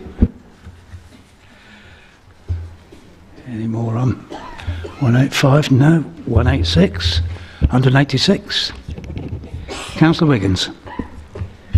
Thank you, Mr Mayor. So mine is on the special urgency. It starts on 186 and goes over the page for the Key Theatre. I'm still struggling to understand why a special urgency was needed, given negotiations had been ongoing for a long time. We'd known for 2 years that we had COVID and that theatres were in trouble. Things were ongoing. Then we announced to the public it's closing, and then we announced to the public it's not closing. So either can you explain either why we don't know what's going on with the finances of council assets and why we're not being straight with the public, because we're giving misleading messages and it's got a lot of people very upset with this council. Thank you. Thank you, Mr Mayor. It is a complex issue, Councillor Weaver. I'm happy to sit down over a cup of coffee outside of a meeting and explain again in more detail. But Councillor Allen may give a specific answer if there's something that you can eke out of him that he's not already said this evening. Yes, thank you, Leader. And thank you, Councillor Wiggins. I think I've addressed this in depth and at length already this evening. Time was not on our side. Negotiations were taking place, but the demands of HR to issue redundancy notices to comply within the time span meant that we had to announce the possible closure of the Quay Theatre. In the end, I think it closed for 1 day because City Culture ran it right up until, I believe, the 1st of February, and then we have the new operator, Celador, taking it over afterwards. I think there's been transparency, but the challenge was to get it out in the open so that staff didn't hear second-hand about our proposals. And so I keep coming back to the fact we have saved the quay. There was no closure in the end, and or it may be 24 hours at the most, and we now have the asset secured for the future with a viable commercial operator taking it forward at no cost to the City Council. Thank you. 186, Councillor Murphy. Yeah, it's the same subject. It does come up again on page 188. It's probably the leader to Councillor Allen. Councillor Allen has given some detailed explanation of what went on. Wasn't really going to close because deals were being sought. I'd like to know when the council was speaking to the new theatre, and I'd like to know, does he not think that the deal is pretty good for them, maybe too good to be true? If the utility bills are more than £50,000, the City Council picks them up. Any repairs that need to be done that are substantial. Murphy, can you go to the question, please? Yes. Is the deal too good to be true? No rent, income from the concessions, council pick up utility bills above 50k. All right, Councillor Fitzgerald. Councillor Allen again, I think, Mr. Mayor, thank you.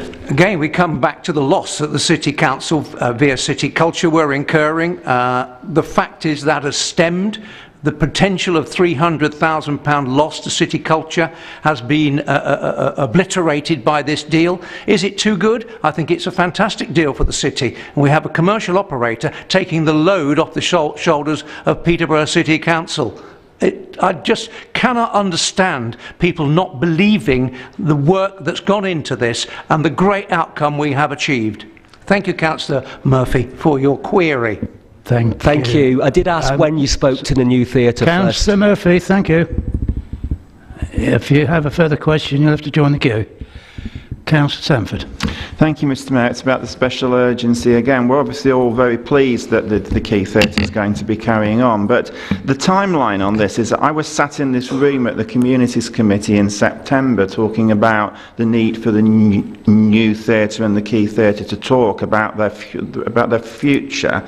Yet we're told by the report that went to the Communities Committee that City Culture took over the Quay Theatre on October the 1st, 2020, and yet it took them until the end of November 2021 to find out that the Quay Theatre was losing £300,000.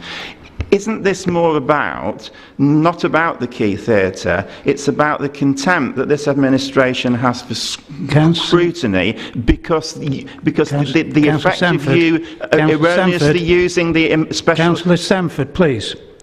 This does not appear to be relating to the decision. It does. It is. Let me finish the sentence. It does. Because are you aware that the effect of you using the special urgency provision in this case was to basically cut the scrutiny committee out from the decision? So doesn't that just show the contempt that your administration has for scrutiny? Right, Councillor Allen, please. Thank you. I'll take this one, Mr. Mayor, to relieve Councillor Allen of the onslaught. Councillor Sanford, I would refute entirely that was the purpose or rationale or thinking behind the decision. I think it's been made perfectly clear. Let me just, for the benefit of everybody, so Councillor Allen and I have been in discussion with a number of operators, not just the new theatre, about the long-term future of the quay for a number of months. We became aware that there was problems with City Culture, as Councillor Allen's already mentioned, in late November. We then had a request from City Culture via our officers because they had got to a stage, for whatever reason, Councillor Stanford, they could have reached that position earlier, and we might ask the question about accounting practices, why it wasn't brought to our attention sooner. And it's their responsibility, but we fund City Culture through grant funding, and they are a contractor to the council. They are not owned by the council, but we fund some of the services that they provide.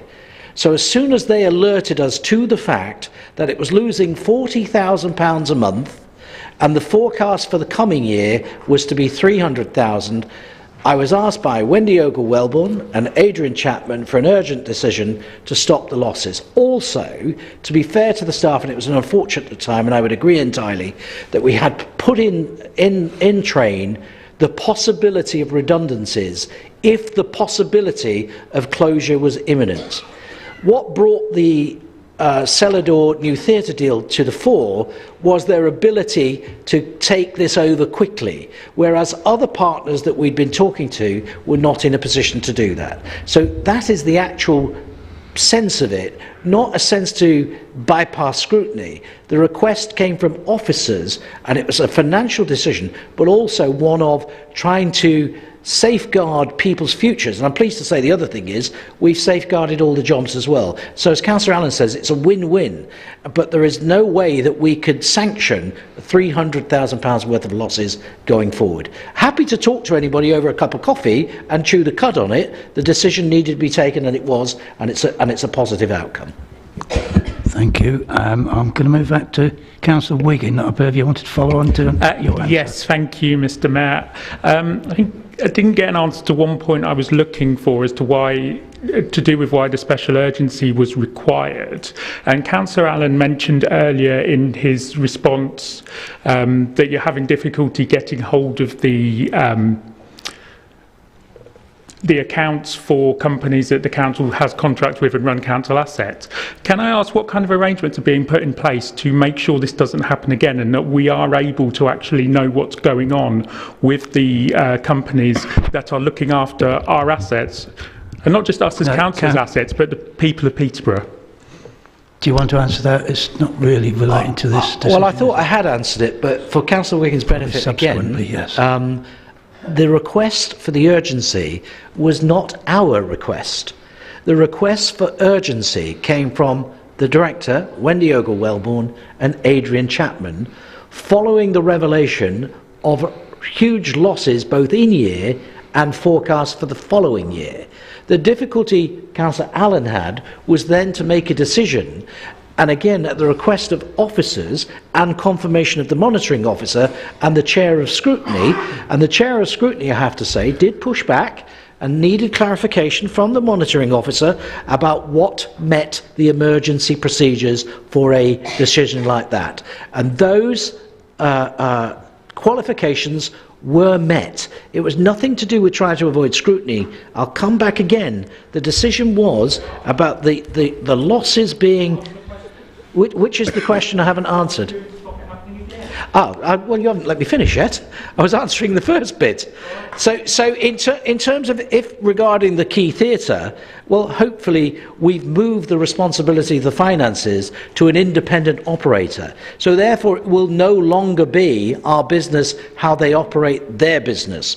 But in other circumstances, both Councillor Allen and I and Cabinet and members should be acutely aware of the need for consultation as early as possible, because an officer has held his hands up and said, it's my fault that this didn't get out to, for example, Councillor Fox and Councillor Judy Fox. I think Steve was privy to the information on the day, but it could have been widely shared. That's accepted by the team, but there was no reason to try and deceive anybody or bypass scrutiny. I would totally refute that. Thank you. I'm going to move on now. No further questions on 187. Sorry. Oh, sorry. Beg your pardon. Yes, Councillor Noaz. Chas Noaz. Thank you, Mr. Mayor. And it's obviously linked to this particular point. Oh, how does that go? Okay. Because it's going to keep popping. And Wayne's going to remind me. Just a point for Councillor Fitzgerald to clarify. You said something like you'd been speaking to a number of providers over a number of months, so you had some kind of a expectation, anticipation, understanding that you were about to reach some kind of a negotiation or a deal. And then, why did you not decide to pursue that quicker, okay, rather than closing down the theatre, causing all this upheaval and drama for everybody? And Councillor Allen kind of has alluded to that in his previous responses to questions on notice, and then reaching a deal 2 or 3 weeks later. This could have all been avoided had you streamlined the process. What was the thinking behind that, Councillor Fitzgerald? Look, I'll try and explain to you. We've known for some time, and we've reached out to all sorts of different people and who've had discussion with officers about the future of the quay. The quay has always, to my knowledge, lost money or washed its face, and largely because leisure has paid for culture. But what's happened to leisure over the pandemic is it's fell through the floor or gone off a cliff edge. So the money that was supporting culture is no longer available. Therefore, the losses, which may have been minimal or, just culture washed its face, became more acute by the end of November that we hadn't had oversight on. And I would remind you, Councillor Noyes, that we have been in a peer review. We've had Uncle Tom Cobbler and his whole world looking at us, been in endless meetings about the council's financial position. So the Quay Theatre, whilst it was a project bubbling along and a long-term aspiration to find a stable, secure future for it, to safeguard culture in the city, it came to a head, as I've just said, and we then needed to accelerate those conversations within that 3-week period. And that's been difficult, because to try and move that forwards, but what if we didn't? Which is why we had to cause the upset, because we had to be prepared to close it and make the staff redundant if we couldn't do the deal. And I've got to praise Steve. I've been overseeing it, but Steve worked all through Christmas and New Year to try and get that deal over the line. And subject to the Arts Council funding, that is the best outcome. We've stemmed £300,000 worth of losses, yet we've secured the future of the Quay Theatre. That, to me, is a great outcome. Thank you, Councillor Fitzgerald. And can I remind you, first of all, we address each other by their correct title. Thank you. I thought I did, and if I slipped there, Mr. Mayor, I apologise. Yes, accepted. Thank you. Councillor Hogg. I'm sorry, I've just heard you say we've known for some time. That was quite clear, and yet this is a special urgency situation. That ultimately, as you said, the Quay Theatre has been a basket case for some time. It was offloaded onto Vivacity because of that, so that it could be subsidised by the other works that Vivacity did. Relative, Mr. Mayor, relative to the question, I don't know. The question I've got is that we have a situation where, as a council, we're making people right at Christmas time, the worst possible time of the year, to say to them, actually, we're now closing this business, your livelihood is now at stake, your employment is... Councillor Hogg, please, can we have your question? So the question is that, essentially you knew that there was the very likelihood that a deal could be done on this, and yet you still went ahead, and it just puts the council in bad stead. That the public are looking at this and going, can they organise anything? They're closing something down for one day, if only to then save it. A bit like saying, threatening somebody with a knife, and then not stabbing them and saying, I saved your life. That's ridiculous. Councillor Hogg. Right. I'll be very brief. That kind of attitude is what we've been accused of being the inability to take decisions decisively and quickly. And your comments there are absolutely an example of that. Let me be perfectly clear. The people advising the councillors, HR and officers advised us on the course of action. It's not a personal thing, Councillor Hogg. I would not want to make those decisions or announcements. It's very difficult. But believe me, somebody has to take them, and you're clearly not able to. Thank you very much. A little bit unnecessary there, Mr. Councillor Fitzgerald. I'm going to move on now. I want to deal with any questions on the Cabinet Member decisions. on page 187. I can't see any questions there. Page 188. Nope. And 189. Nope. Beg your pardon, Councillor Hogg.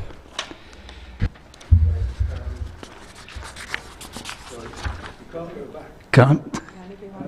Beg your pardon, 189. There's just the one question. It's 188. No, I can't go back, sorry. Right, so. Yes, I think on agenda item number 11, there are no questions, no decisions from the Combined Authority for us to review. So I'm going to call for a break in the proceedings for now. We should come back in 20 minutes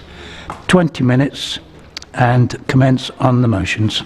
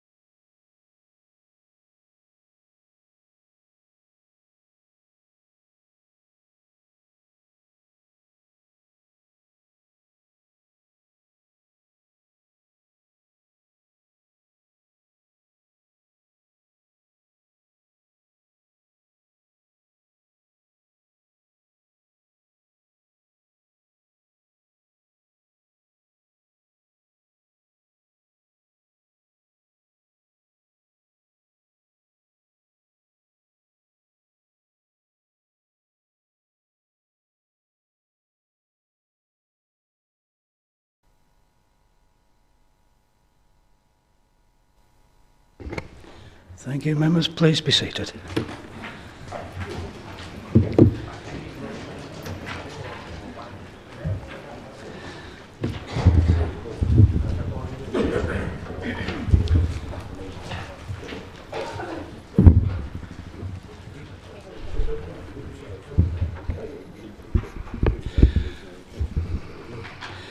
Well, thank you. Moving on.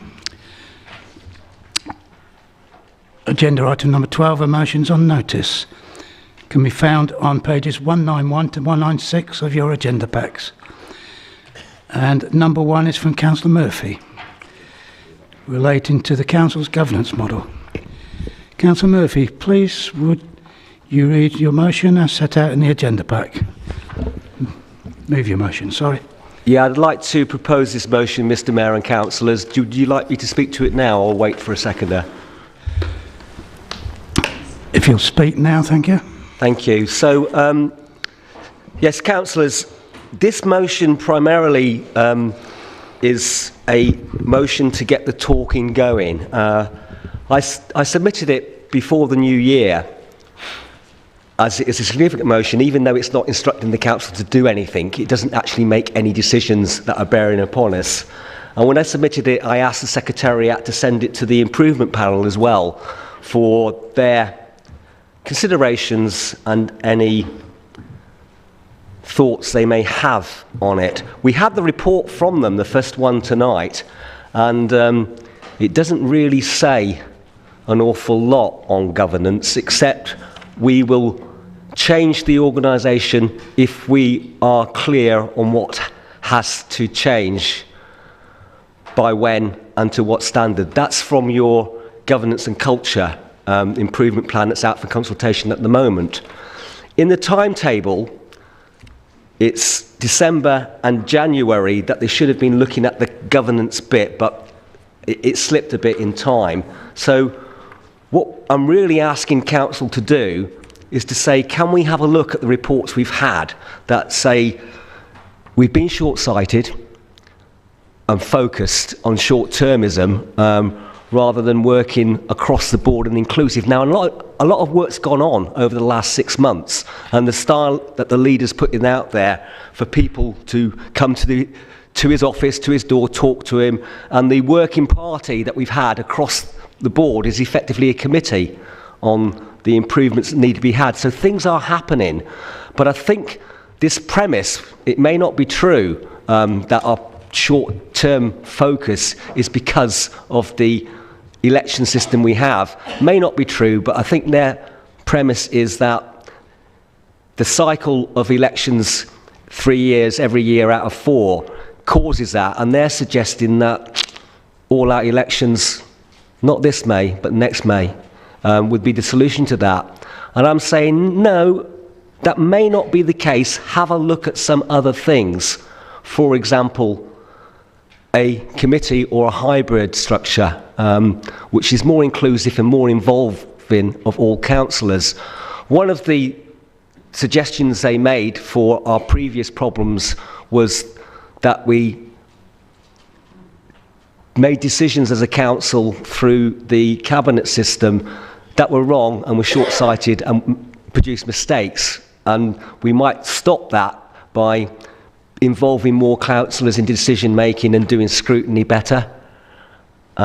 So the bit about the elected mayor, in effect, that's not feasible. That's not going to happen. It would have to come back.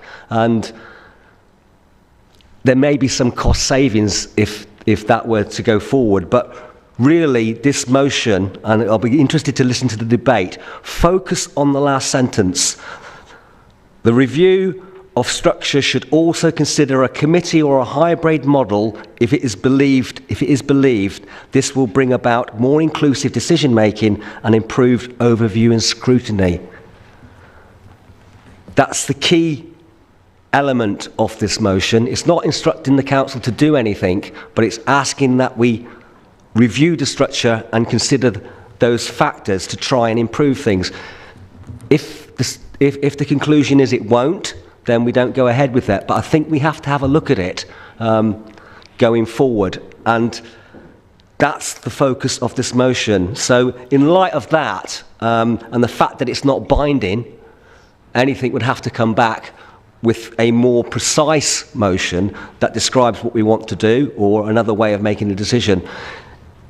Bearing that in mind, I would ask councillors to support this, have a bit of a debate now, and let's get this going around the council, going around our special advisors that are there now, so we look at how we're going to deliver services in the future.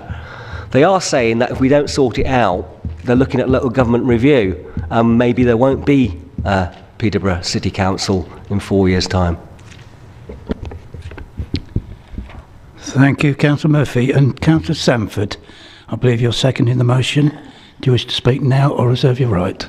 I'd like to second the motion and reserve my right to speak, Mr. Mayor. Thank you. Thank you. Do we have any other speakers?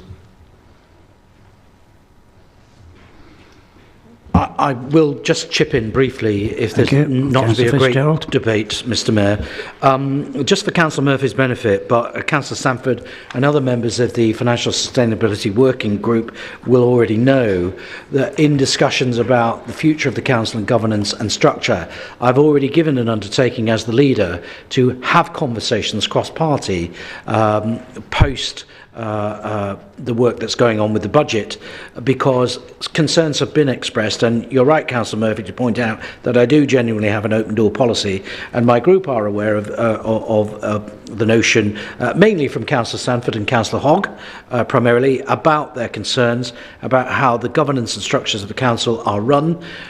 So I won't support the motion tonight, but I'm just giving you that by way of background, that those discussions have already started and commenced over the course of the last 4 months during the budget discussions we've been having.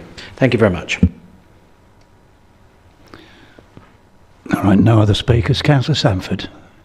Yes, thank you, Mr. Mayor. I'm very surprised there's no other speakers. I wish to second the motion that Councillor Murphy's putting forward, because I think it's actually quite an important motion.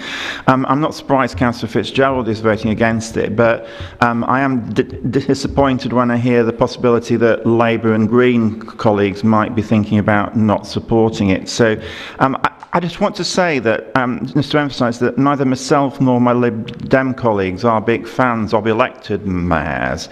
The case of the Honourable Dahangus Monkey, a gentleman in a chimpanzee suit who became Mayor of Hartlepool, is one that springs to mind.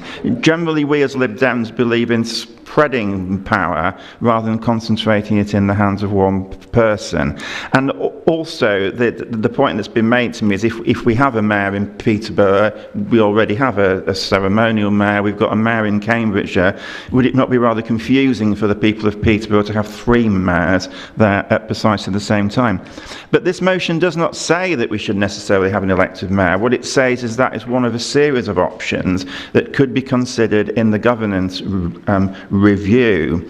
And the option that the Lib Dem group does support, such as adoption of a committee system or possibly a hybrid system, should also be considered. And that is the crucial point. After a lot of argument, we've enshrined first in the Council's corporate strategy and now in the improvement plan a commitment to carry out a governance review during the first half of 2020. We assume the improvement panel, and I'll ask them about this tomorrow, and also central government will be monitoring us to see that we deliver on the commitments in the improvement plan. So fundamentally, this motion is about defining what sort of governance review we're going to have. We know it's got to look at having elections once every 4 years. There's a case for that. I wouldn't support it, but there's a case for it. But it should not just look at tweaking the current cabinet system to make it more focused on getting value for money. It could do that, or it could be a wide-ranging review that would look at a whole series of options, which is what this motion proposes. So voting against this motion will show that the Conservatives want a cosmetic governance review rather than a deep and meaningful one. They've run the council for 20 years under a cabinet system, so why should they want to change it? That's a good question. But the question I'd like to put to members on this side of the chamber is, why would opposition members want them to get away with having a review of governance that is cosmetic and is not looking at meaningful choices? So that's what this motion's about. It's not about supporting an elected mayor. It's about having a governance review that looks properly at all the options that are available to the council, and I hope all councillors will reflect on those points. Thank you. Councillor Murphy, would you like to sum up, please? Yes, thank you, Mr. Mayor and councillors.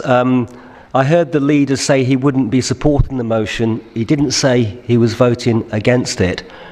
And I think councillors need to be very careful if they are going to go along that route, because you're actually going against our emerging corporate strategy and our improvement plan commitments that we've made to have a look at the way the council functions and how it will in the future.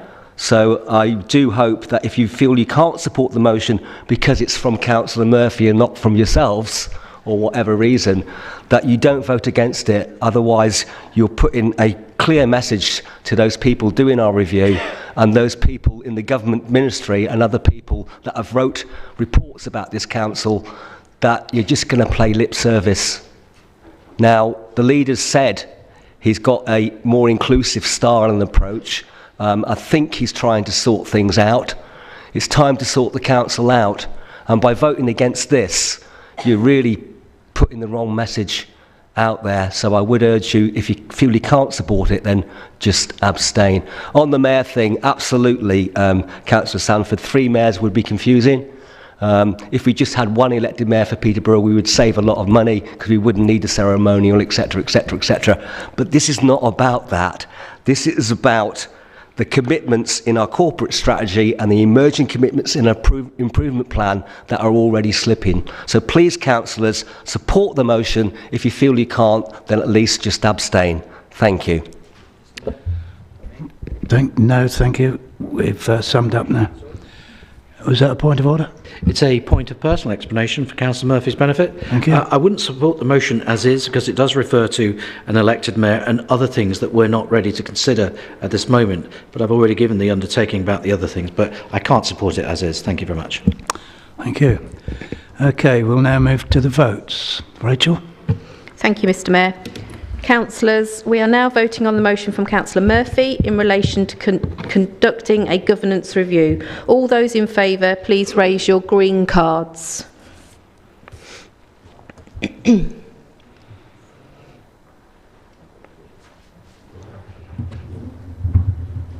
All those against, it's red, please.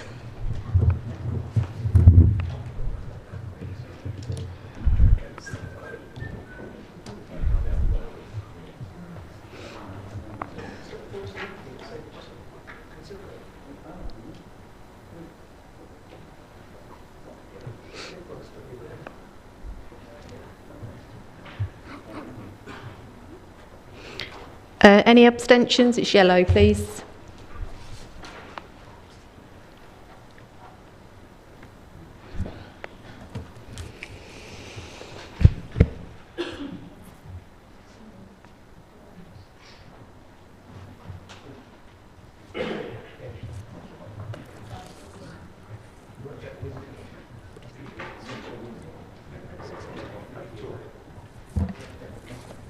Thank you. The results are 9 in favour, 43 against, and there were 6 abstentions. Therefore, this is defeated. Thank you. Thank you. Councillor Fitzgerald, is there a point? I'll be very brief again. Just a point of accuracy in that vote, Mr. Mayor. As Councillor Sanford alluded to, the fact it was a Conservative decision not to support the motion. You can see clearly that that is not the case. It was quite a large number of people, not just the Conservatives. Okay, thank you. Moving on now. Motion number 2 from Councillor Answer Ali. In relation to suspension of SRA payments, Councillor Ansar Ali, I understand you have an alteration to your motion, and it's set out in the additional information pack. Members, is there any objection to letting Councillor Ali move his motion as altered? I hear no comment, thank you. So, Councillor Ali, please would you move your altered motion as set out in the additional information pack? Thank you, Mr. Mayor. I know there is an amendment from Councillor Sanford, which I am accepting. I don't know whether you want to have a debate together or you want me to have my say now. We can accept that. So the next step. Councillor Sanford. Is that agreed, Councillor? Okay, I'd like to put on record though that I'm abstaining. No, So, not the vote. This is just whether or not to accept the amendment. Beg your pardon, yes. Okie doke, so moving on then. So, Councillor Ali, are you speaking now? Thank you, Mr. Mayor. I take no pleasure in proposing this motion. I wish I could stand here in the council chamber and could say that what a fantastic job my colleagues, the leaders, the cabinet members over the past decade or so have done in moving this council, this city forward. Unfortunately, I'm not able to do that because of the financial challenges that we find ourselves in. I know people will say that this is gesture politics. It isn't. It is quite a serious attempt to firstly to save significant sums of money, which is around £250,000 per annum, and secondly to send a clear message to our hard-working residents and council taxpayers that we are in it together. Those people who have been responsible for making those decisions on our behalf have got it so wrong. The question I often ask myself, that if we had a group of people running a business and they've been doing it for 10 years and this is where you end up, you're asking people to pay additional council tax and then they're going to get a reduced inferior service. How would people react to that? And I know secondly that people will say, well, why not go for all councillors suspending their allowances? Well, if someone had an inclination to do that, like Councillor Sanford took the opportunity to put an amendment, other councillors had the same opportunity to put an amendment to that motion that all councillors should forfeit their allowances for a certain period of time, and we could have had a debate on that as well. So there was plenty of opportunity for colleagues to do that, and they have decided not to do that. If we look at, I'm just going to say that in terms of gesture, we talked a lot about the Key Theatre, and I will just touch upon that a little. All of a sudden, we find that the Key Theatre is losing money. And oh my God, we're going to have to close it, and all in the paper just before Christmas, festive season. People who work there, trying to feed their family, their jobs are threatened. And within weeks, we have found a solution. What a wonderful effort, working day and night. Great outcome, yeah, but I think we could have known earlier, and not long ago I also said that when we are looking at different options, we should look at cooperatives and things like that. There are other ways that we can manage, not that I'm actually against what the outcome is. We could do a bit broad, a bit more open-minded about how we deliver to our people in Peterborough. Day in, day out, we have to get real. At the moment, people in this country, in this our city as well, having to choose between heating and eating. There has been a significant increase in food banks in our country. Long queues, people can hardly afford to eat, and they will be asking them to pay additional council tax. Their utility bills are going to go up significantly, and the pay rises are not matching that. So, Mr. Mayor, I'm just going to wrap up. I just think that it's so important that we send a positive message to our residents, say that yes, we put our hands up, we've got it wrong, and hopefully things will get better for our city. And you know, when I look in North Ward, the ward that I represent, you know, things have gone from bad to worse. Thank you, Mr. Mayor. Councillor Hemraj, I believe you're seconding the motion. Do you wish to speak now or reserve your right to speak later? I reserve my right to speak. Thank you. Thank you. So, can I call on any speakers to this?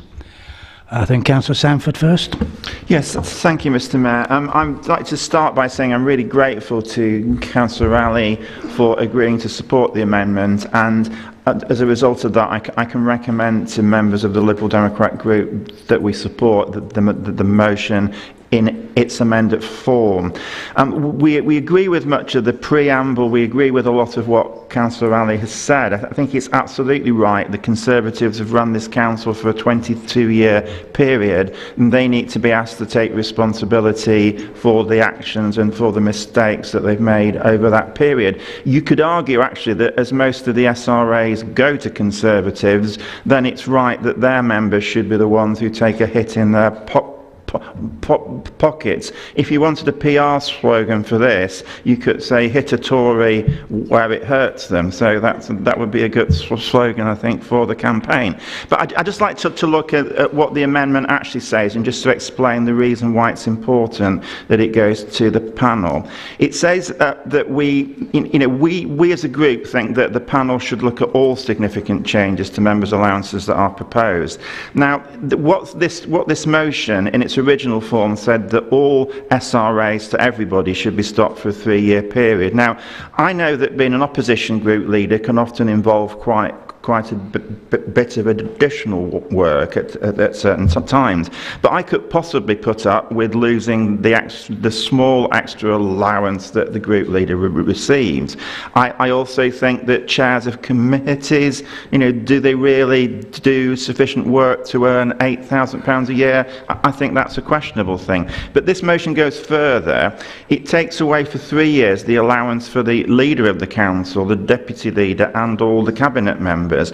Now, I don't agree with a lot of what the leader puts forward, but I do recognise that he does have to work hard, and it's almost a full-time job. And at the moment, they're all Conservatives, but that may not necessarily always be the case. So let's move ahead to 2024. A new Labour group leader has been elected. He's a factory worker in Paston. He works night shifts at a leading local engineering firm. Labour sweeps to power. Keir Starmer is our new Prime Minister, and our man from Paston becomes leader of the council. But you know what? After a month he has to resign because he finds his council work is effectively a full-time job, and bluntly he can't afford to lose the actual income. So that's just a very slightly anecdotal example, but it illustrates the issues that this motion could raise. So it's important that the panel has a look at it. I think it is important to put forward the principles that the motion is putting forward, but I think referring it to the panel, receiving their opinion, is absolutely the right thing to do. Thank you. Thank you, Councillor Sanford. Spot on with timing. Councillor Hock. To a certain degree, I'm going to maybe reiterate what I've already said, but there was an inference, I believe it came from the council leader, that the Mandarins in Whitehall are looking at this meeting. They're seeing how we're reacting to things, to see that we're working together, but we're also, mindful of the situation that we're in terms of finances, etc. And I hope that they took note of the fact that the leader seem to think that the Department of Levelling Up had got it wrong when it come to the allowance that that would be afforded to independent members of the Audit Committee, and more specifically the chairman thereof.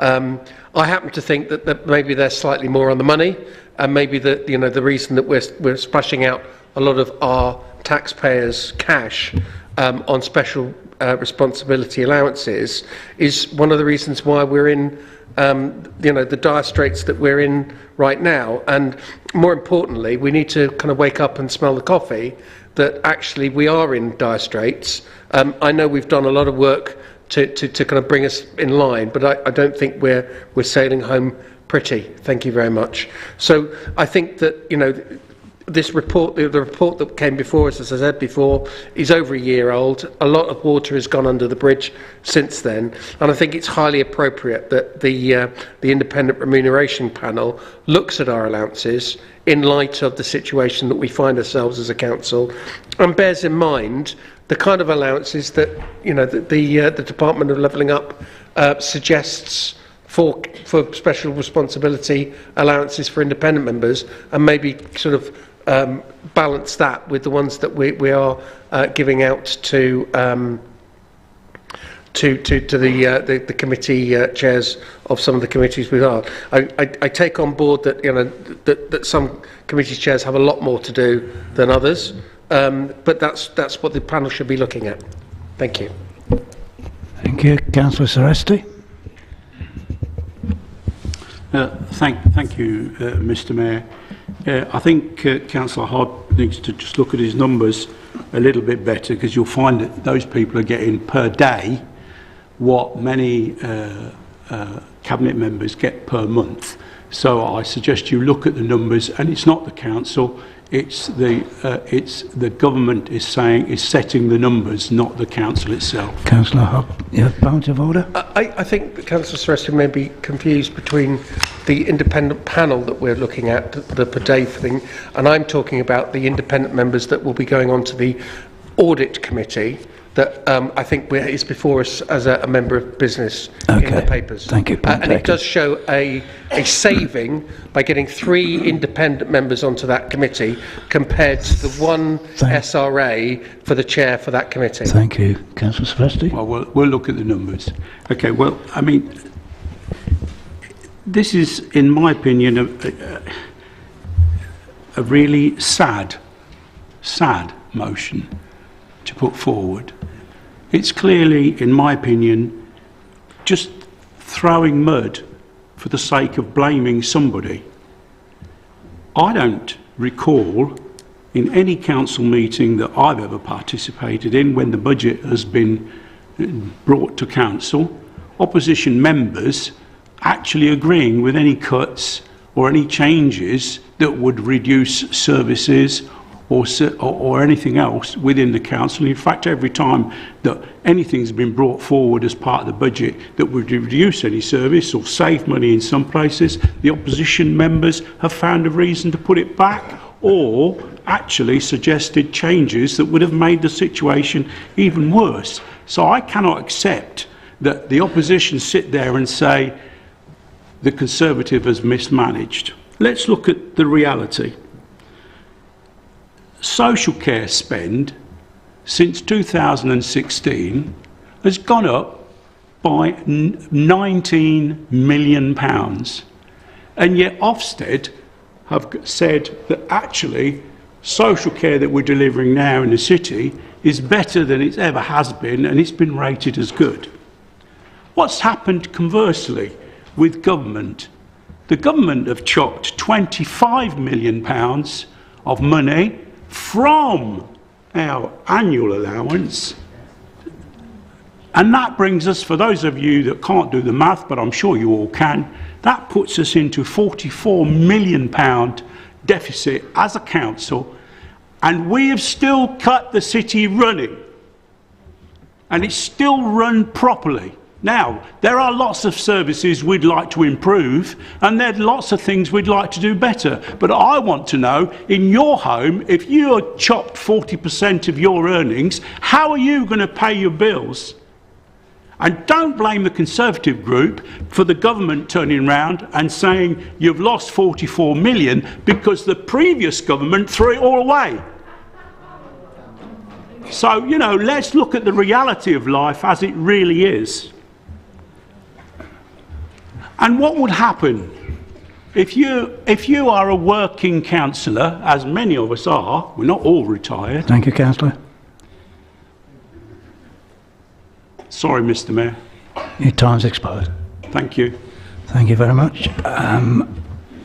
Did I see one other? Yes, Councillor Murphy. Thank you, Mr. Mayor and councillors, for your contributions. Yes, it is very sad, but it's very bad the way the council has been organised in recent years. If you're going to do one thing tonight, do something that will actually make some savings. And this is one thing before you tonight.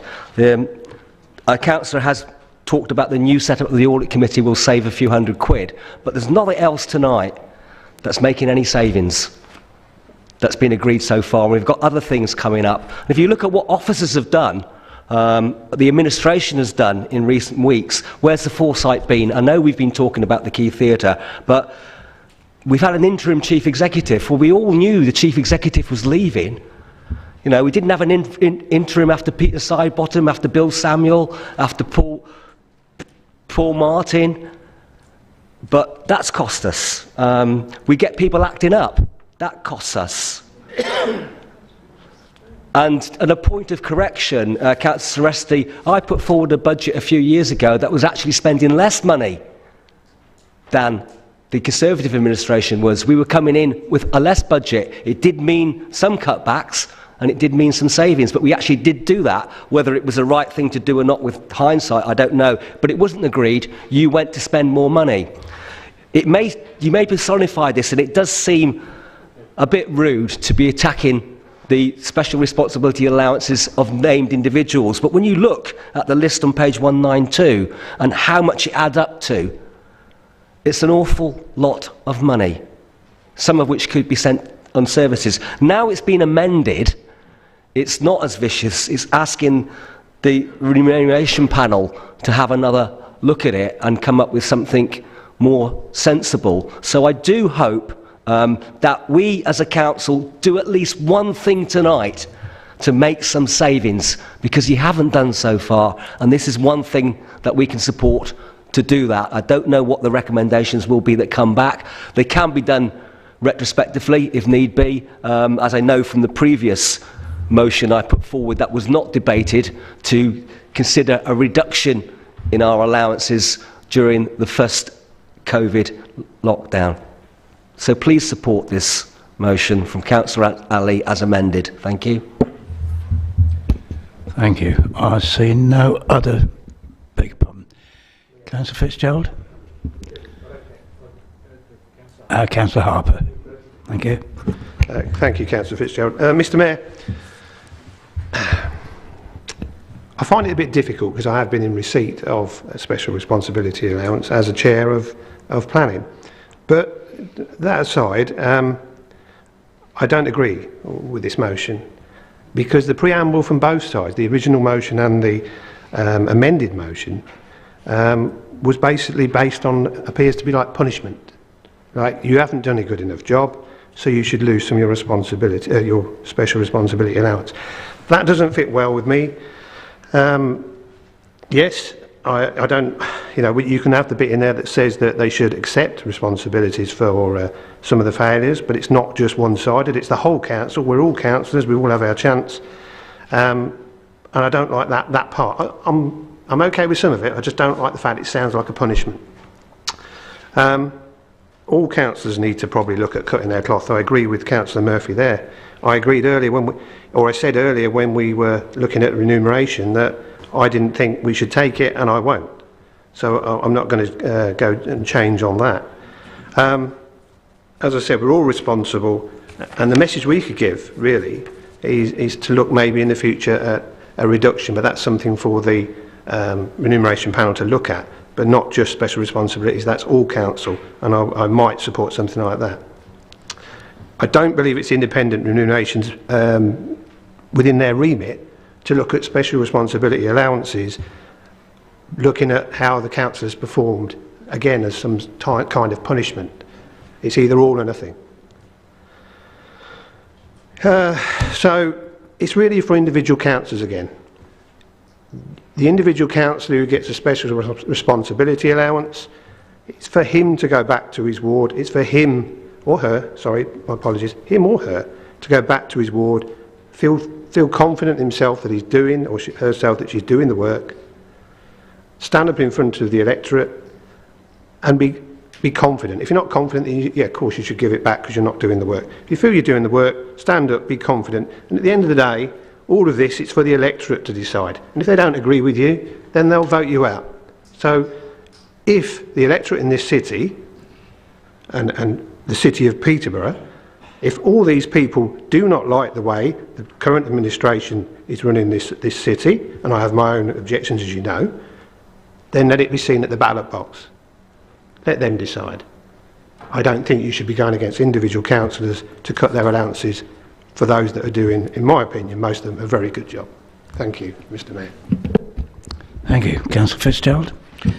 Councillor Harper talks a lot of common sense most of the time, and he did just so then. He said a lot of what I was going to say. But look, I've been on my feet here since 8:15 this morning, and I'm still going now. So I will defend my allowances to anybody, and Councillor Harper is right. If somebody out there wants to put their name on the ballot sheet and come and do this for nothing, crack on. Get yourself elected, sell your message to the public. That's absolutely great, because I'm not embarrassed about taking an allowance, and I can't see that many other people are. And I think Councillor Harper is also right. So I would say to Councillor Ali, if you can convince everybody in this chamber to give up their councillor allowance of £10,508, I'll support you on that, because it's everybody that needs to do that. In actual fact, what you're trying to do, and Councillor Harper has said, is punish, because you believe we've run the administration wrong. I'm not accepting that. Everybody has to take responsibility for the part they play as this council has evolved. And my colleague said, Councillor Suresti, I don't ever recall you asking for council tax hikes or cuts to services. Not at all. So it doesn't wash with me. The fact is that councillors, and I'll use me, I can't speak for everybody else, but I know the amount of work they put in, and you're penalising, Councillor Harper rightly again says, or it seems to be punitive against people who are doing far more and stepping up to the plate in times of crisis. You're then asking the very people who are doing most of the work in terms of whether you agree with the way it's going is irrelevant. Ballot box is the answer. So I won't accept that you should do that. If there is a move or movement to look at allowances in general, take that back to the panel. But it's not within the panel's remit to cast an eye over this or give a view on the council's performance, nor is it within their remit to decide whether the council can afford to pay allowances. That is not the view of the independent remuneration panel. What they decide is what we are worth. They've said so, we voted on it. And I have to say, there is a smack of electioneering and politicking from Councillor Ali in this, although I'll take him at his word. But his word is that we've been doing a bad job and you should be punished for taking your allowances. I'm sorry, I don't think I've been doing a bad job. In all the time, I've been doing what I believe to be the very best I can. We may not agree on that, but nobody sets out to do a bad job or run this council down. And I would say there are far more positives, as Councillor Suresti alluded to. Most of the situation we find ourselves in is not of our making. Yes, people make decisions, sometimes bad ones, and hindsight is a wonderful thing. But you, opposition members, are also party to those decisions. Thank you. Thank you, Councillor. No other speakers on this? No. Councillor Shasnawaz. And then I'll wrap it up. Thank you, Mr. Mayor. I'll try and keep it as brief as I can. As Councillor Sanford has already pointed out, as a group leader, I also benefit from a very small allowance of, I think it's about £1,800 depending on obviously how many opposition leaders we have. So partly there's a conflict here for me. But I fully understand where Councillor Ali is coming from, and it's been mentioned here on a number of times in terms of the recommendation from the independent panel. And Fiona, you can correct me at any point you like, but that is a recommendation, and then it's up for us to decide whether we accept that recommendation or not. So we have the ultimate choice to say, yes, we agree to it, or we don't agree to it. And Councillor Fitzgerald has said on a number of occasions, nothing is off the table. So I think having a conversation about this tonight shouldn't be seen as an attack on the Conservatives. And I do agree with Councillor Harper in the sense that this shouldn't be seen as punishment, because if it were to be addressed like that, then at the same time what we should say is those councils or councillors who are doing a fantastic job should have some kind of a bonus system in place, so when they do well they get paid double. And of course we wouldn't agree to that, because how do you measure that? And that's just going down a slippery slope. I think the point Councillor Ali was trying to make, and I'm sure when he sums up he'll clarify, is that because of the difficult situation we find ourselves in, because of that there should be some kind of a reduction in the allowance. Now let's fast forward. Things might change in May, for example. They might do. I'm not saying they're going to. They might do. And you may have a Labour-led alliance. You may have. In that situation, we haven't done a bad job because we've not been in power per se. But going by this motion, we are now, okay, under a commitment where we will not be able to take those special responsibility allowances.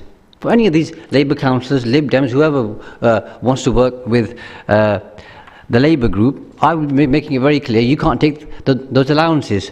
And that's how we're going into this. It's not to blame the Conservatives, because you make certain choices and there's no financial penalty for that. Because if there were, nobody would ever make a decision, would they? Because the penalty would be too high. So I think, Councillor Fitzgerald, you very quickly disbanded the CRF, which saw a very small saving. Just like that, I think this should be considered. And if some kind of a reduction can be agreed, it all goes in the pot and it helps. And I think with that in mind, I hope you'll be able to agree to this motion and look at reducing some of the SRA, including mine, of course. Thank you, Mr. Mayor. Thank you, Councillor. Councillor Hemorrhage. Excuse me. As second of the motion, would you like to exercise your right to speak? Yes, thank you. With workers' pay rises below inflation, if you're lucky to get a pay rise, our residents struggling with the cost of food and fuel and national insurance going up and council tax increases, etc. Just by reducing some of these council allowances will show a positive to Peterborough residents, to the budget cuts that we are facing. I support this motion. Thank you. And Councillor Ali, would you like to sum up? Thank you, Mr. Mayor, and I thank all my colleagues across the chamber for their contributions. It probably hasn't come across as I wished it to, but but I didn't mean to offend anyone in terms of the amount of work that they put in. I just wanted us, some of those who get that special responsibility allowance, that if they are able to do that for a period of time, I think that we'll be sending a positive signal to our communities out there who are going through a very tough time, having to make ends meet. So I think we'll be acknowledging that fact, but I take the points that colleagues have made, and I thank them for that. But I didn't mean to offend anyone in any way or shape, and I just hope that colleagues will accept that I've accepted the amended motion, and I hope that the remuneration panel will come up with some recommendations, and we can probably have a further debate. But thank you very much. Thank you. So we'll move to the vote, and I'll hand over to Rachel. Thank you, Mr. Mayor. Councillors, we're now voting on the motion from Councillor Ali's motion in relation to the suspension of SRA payments as amended. Those in favour, please raise your green cards.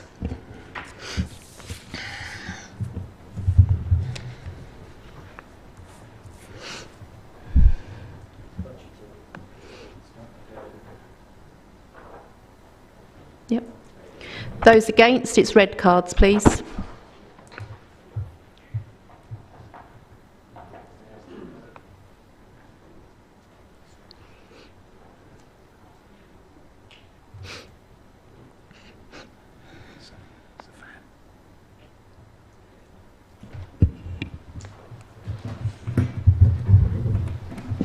Any abstentions? It's yellow, please.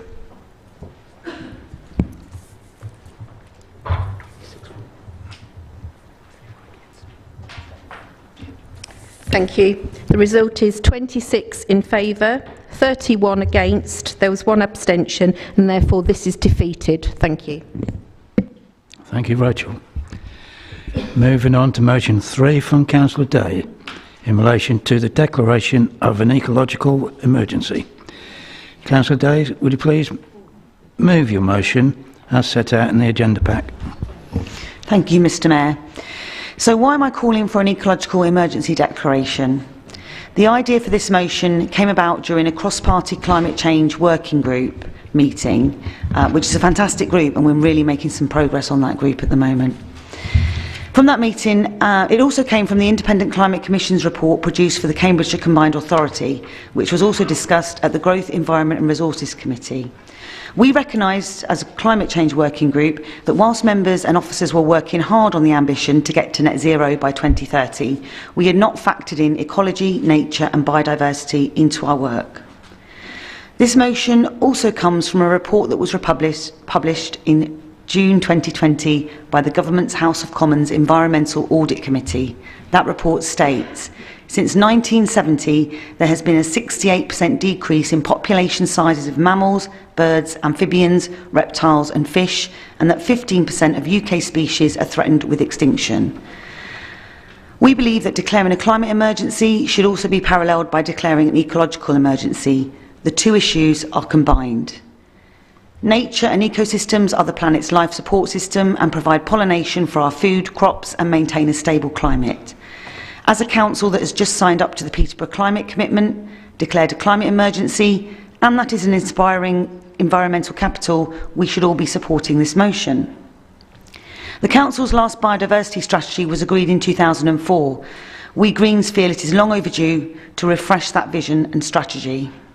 We want to help implement the doubling nature ambition, recognise the importance of the John Clare Countryside Project, work with PECT, Neem Park and the Forest for Peterborough, and work with these partners to create a local nature recovery strategy to enhance people's appreciation of nature, access to natural spaces, to not only help nature recover, but also to help people relax and improve their physical health and mental well-being.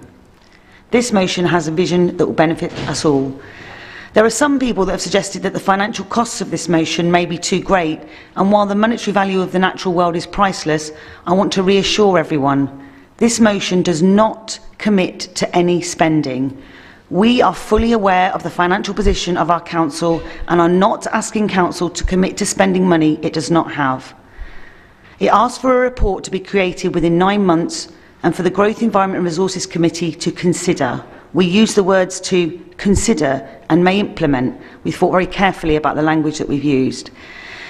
Officers, group leaders and the cross-party climate change working group have seen the very early drafts of this motion, and officers asked to extend the original 6-month deadline to 9 months, which we agreed to, so they could produce a more in-depth initial report. This motion sets out a vision for an ecological emergency response plan to be created within 1 year. This motion is asking to set out a vision for nature. Without a vision and plan, it will be very difficult to access and apply for funding, which may be on offer to help realise this vision. The production of a local nature recovery strategy later this year is a legal requirement under the Environment Act 2021. It is something we will have to do by law, and it is something we need to begin working on now. Council, if COVID has taught us anything, it has taught us that nature and green spaces are vital, and I ask you to support this motion. Thank you, Councillor. Councillor Robinson, are you seconding the motion, and do you wish to speak now or reserve your right to speak? That is news to me, I'm afraid. I believe that Councillor Sanford is seconding it. Sorry. Sorry, I've got it listed as yourself, sorry. Councillor Sanford. Yes, Mr. Mayor, I'd like to second it and I'll reserve my right to speak. Thank you. Thank you. Can I call on any other speakers? Councillor Robinson. Thank you. Sorry for any misunderstanding. I would happily have supported it if need be, seconded it, but I would like to support the motion. This motion is not laden with big costs. It asks for partnership working, and surely we should not aim to operate as an island in a sea of knowledgeable organisations. It asks us to recognise the work of the John Clare Countryside Project, a fantastic, valuable project on our doorstep that exemplifies these goals, and also partnership working. And I hope any councillors voted tonight have availed themselves of the project details first. I think bringing a costed report and writing a plan to scrutiny committee is the only way that adaptations and actions are likely to be made. For example, I saw a Peterborough Council Facebook post last year celebrating all the daffodils on council land with #bees. And it's that kind of mistake that we have the scope to improve upon, because actually whilst daffs look lovely, they're not used by bees or pollinators, so don't have that benefit, and represent money spent by the council that could have been used to support biodiversity by planting the right plants. A simple win like this could be part of the plan if we have the money to plant parks and verges again. I think it would be perverse to have supported a climate emergency but not recognise an ecological biodiversity crisis. Tackling local biodiversity, for example, can be done in our lifetime with quick results locally. E.g. supporting biodiversity supports pollination of local crops, allotments, etc. in a short time frame. Can I call upon Councillor Cole's point of order? I'm very sorry to interrupt on a point of accuracy. Daffodils are pollinated by bees. Thank you. Can you say again? Daffodils are pollinated by bees. The allegation was that they're not. It's bumblebees, not honeybees, but it's bees. Thank you. Sorry for that. I'm not often wrong with my degree in ecology, and I had researched it the other day. But yeah, there we go. There's still an awful lot we could do, even if it wasn't the daffs. Reversely, if we fail to act, we will see quick declines locally and negative local consequences, which will cost us. We cannot detach ecological protection from the climate crisis, as that's not how the science works. So it only makes sense to back this motion so that we can dovetail it with our climate emergency pledges. Thank you. Are there any other speakers? Beg your pardon, Councillor Sanderbond, and then I have Councillor Amjad Iqbal. Thank you, Mr. Mayor. Planting trees creates shade and shelter for thousands of wildlife species that depend on trees for food and shelter. By absorbing carbon dioxide from the atmosphere, trees help to combat climate change, help to improve soils and prevent flooding and erosion. Along with improving our quality of life, woods and green spaces can help us physically and mentally. Wildflowers help the environment. They provide lots of things that insects need. Food in the forms of leaves, nectar and pollen, also shelter and places to breed. In return, insects pollinate the wildflowers, enabling them to develop seeds and spread to grow in other places. Over the last 2 years, our local woods and green spaces have certainly played an important role in the physical and mental health of people. If we want to change local attitudes towards trees, wildflowers and our biodiversity areas, we need to involve our local communities. Involving our local communities will enable us all to learn, achieve and appreciate our local environment. Over the last year, Lib Dem councillors in Gunthorpe and neighbouring ward Paston and Walton have worked alongside PECT, local schools and the community. We have planted around 300 saplings in John Clare Recreational Ground and Itter Park. We have also sown wildflower seeds in Campbell Drive playing fields and John Clare Recreational Ground. Nothing was wasted. Even the strips of turf that had been dug out of the ground to allow the wildflower seeds to be sown were rolled and left, providing homes for bees and bugs. This project will hopefully be allowed to continue, with trees and low-flowering shrubs being planted and wildflower seeds being sown in different locations within the Gunthorpe ward. More and more Gunthorpe and Warrington residents are telling Councillor Andrew Bond, myself and the Focus team that they would like to see more trees, more wildflowers, nature trails and more benches. So we need to plan for more of this to happen. That is what this motion is proposing. I will be supporting this motion. Thank you. Thank you. I have three more, is it? Three more speakers. You all seem to be on the same. And Councillor Fitzgerald. So I'm going to draw a line after Councillor Fitzgerald. Councillor Amjad Iqbal. Thank you, Mr. Mayor. Councillor Day's motion is a very valid, relevant and a reasoned motion with references. The motion does not attract any costs. It's just an asking and reporting motion. And therefore I don't see any reasons as to why any member in this chamber should go against it or abstain. Thank you. Thank you. Councillor Celesti. Thank you, Mr. Mayor. I think the motion is absolutely great, but in the context of this evening, where the Conservative group has been accused of making bad decisions and not managing properly, and then, of course, we hear from certain councillors that there is no cost to this motion. Well, who's going to prepare the report for the cross-party working group, or is it going to be plucked out of the air for nothing? Someone's got to prepare the report, someone's got to pay those costs, and someone is going to have to be able to account for the money that's being spent to prepare the report and bring it to the cross-party working group. So, you know, go and do your homework properly and then come back with the motion, because it's the right thing to do. But let's not say it's going to cost nothing, because that is the way to ruin. It's going to cost, and if it takes 9 months of an officer's time to prepare a report like this, it isn't going to be tuppence. Thank you, Mr. Mayor. Thank you. Councillor Harper. Yes, thank you, Mr. Mayor. Really, what I was going to say, I was going to ask a question actually, but Councillor Celesti has sort of asked that question, or answered that question for me now, because from my point of view, having read through it all, you know, I'm not going to repeat what everybody said, because they're bang on, and it's what's not to like, you know. At the end of the day, then I also understand what Councillor Celesti is saying, that it's nothing's for free in life. Time is not free. I accept that, but it's not much of a price to pay. But if we have an ecological nightmare, then we've got a massive cost to pay. And it is really important that the ecology goes alongside the environmental emergency.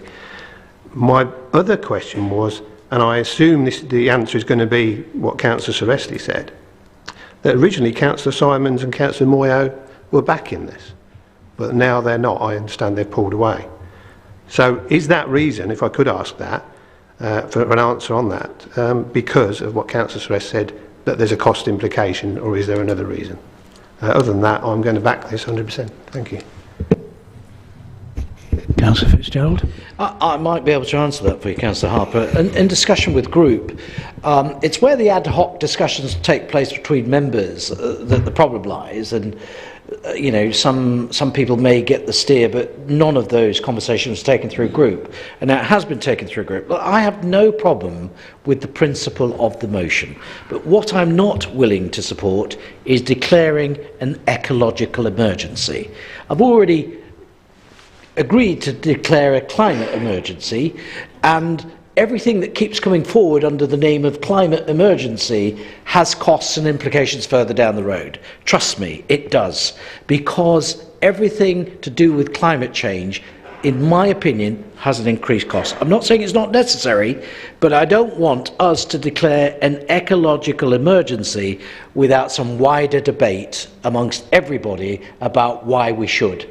Okay, so that's the first thing. So everything from there down until number 4, I also don't agree with, that we produce an ecological ecological emergency response. That's assumed we've accepted item 1.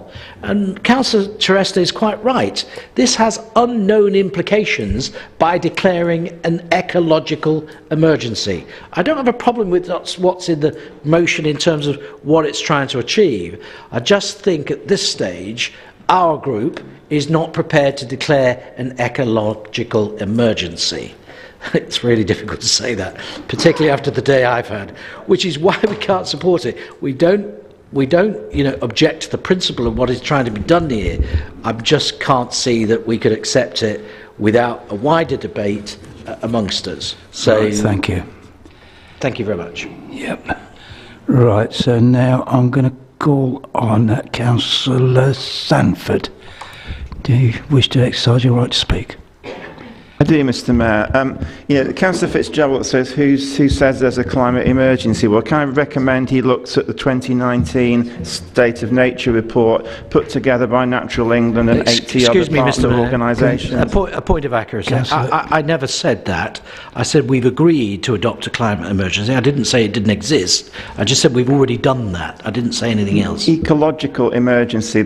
I never said there wasn't one either. I said we're not prepared to adopt it. Thank you very much. The State of Nature report shows there's been a 13% decline in abundance of species in the United Kingdom, a 5% decline in the average distribution of species, and 15% of species in the UK are under imminent threat of extinction, and in other parts of the world it is even worse. And the UK has actually missed all of its 2020 biodiversity targets under the HE Convention, which is an international convention that the government signed up to. What this motion is saying, it's saying that we declare an ecological emergency and that it's happening right here in the United Kingdom. The motion refers to our biodiversity strategy, which has been around since 2004. It says that we should move away from an obsession with intensively mown grass, and we should plant more trees and wildflowers on areas of underused green space. And to the Conservatives, I have to say, there is massive evidence that produces biodiversity benefits and can reduce costs. But this motion is not about necessarily implementing all of that. It's about preparing a report. And I do find it very disturbing that Councillor Tereste said that we should no longer produce reports. Well, that's what councils do. That's a fundamental part of the democratic process. Is Councillor Tereste suggesting we should not hold council meetings? Councillor Tereste, you must raise your pink card. Is that a point of order? And state your microphone.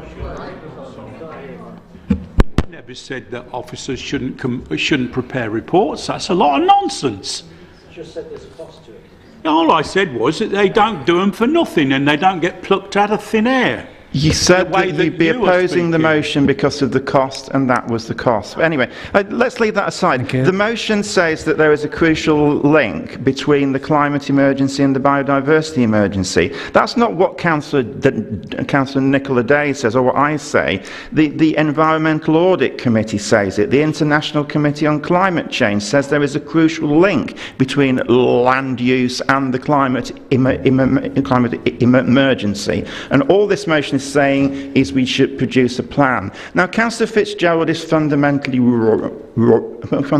incorrect when he says that tackling climate change always involves increased cost. Tackling climate change does not necessarily involve increased cost, and tackling the ecological emergency doesn't necessarily involve increased cost. It's about spending money in a slightly different way to bring about benefits for both biodiversity and climate change. Now, all of that may sound familiar because I said that at the March 2020 full council meeting when you threw out a motion on the biodiversity emergency, which is the same thing. But then in July 2020, you voted through a motion saying we should work with Natural Cambridgeshire to double nature across the county by 2050. So in policy terms, we've got a state of confusion, but in delivery terms, we've got a state of confusion also. The 2004 biodiversity policy says that we should set up a trials on areas of biodiversity across Peterborough, and these should be extended across Peterborough. Thank you, Councillor. They haven't been. This motion is very sensible. You should support it, and I urge Council to do so.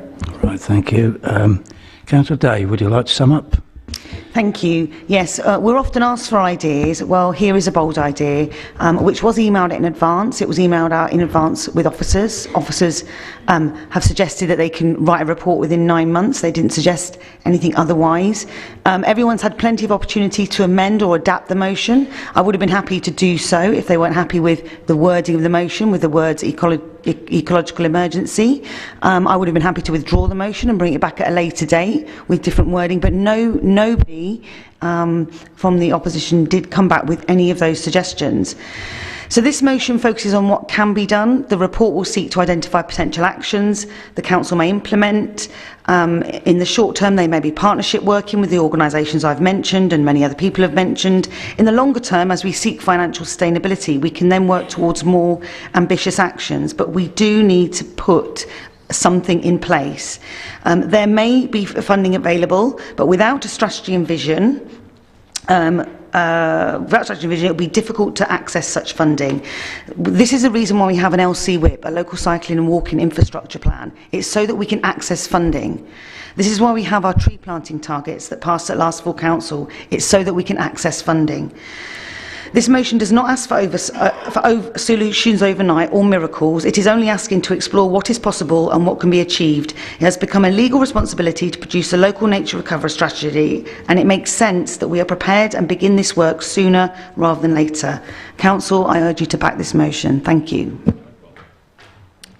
Thank you. Councillor Fitzgerald, point of order. A point of order, just some clarification from the legal officer, Mr Mayor, that if the member is willing to withdraw the motion at this stage and work with parties so that it doesn't say what it says, I think we might be more amenable, or you go to the vote, whichever you like. I am offering that reconsideration for you. I'm going to go to the vote.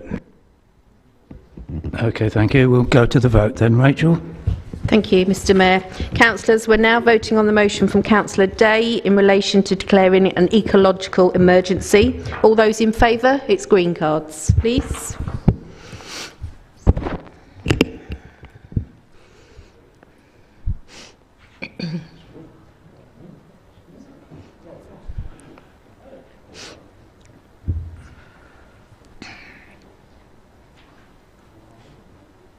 Yep. All those against, it's red cards, please.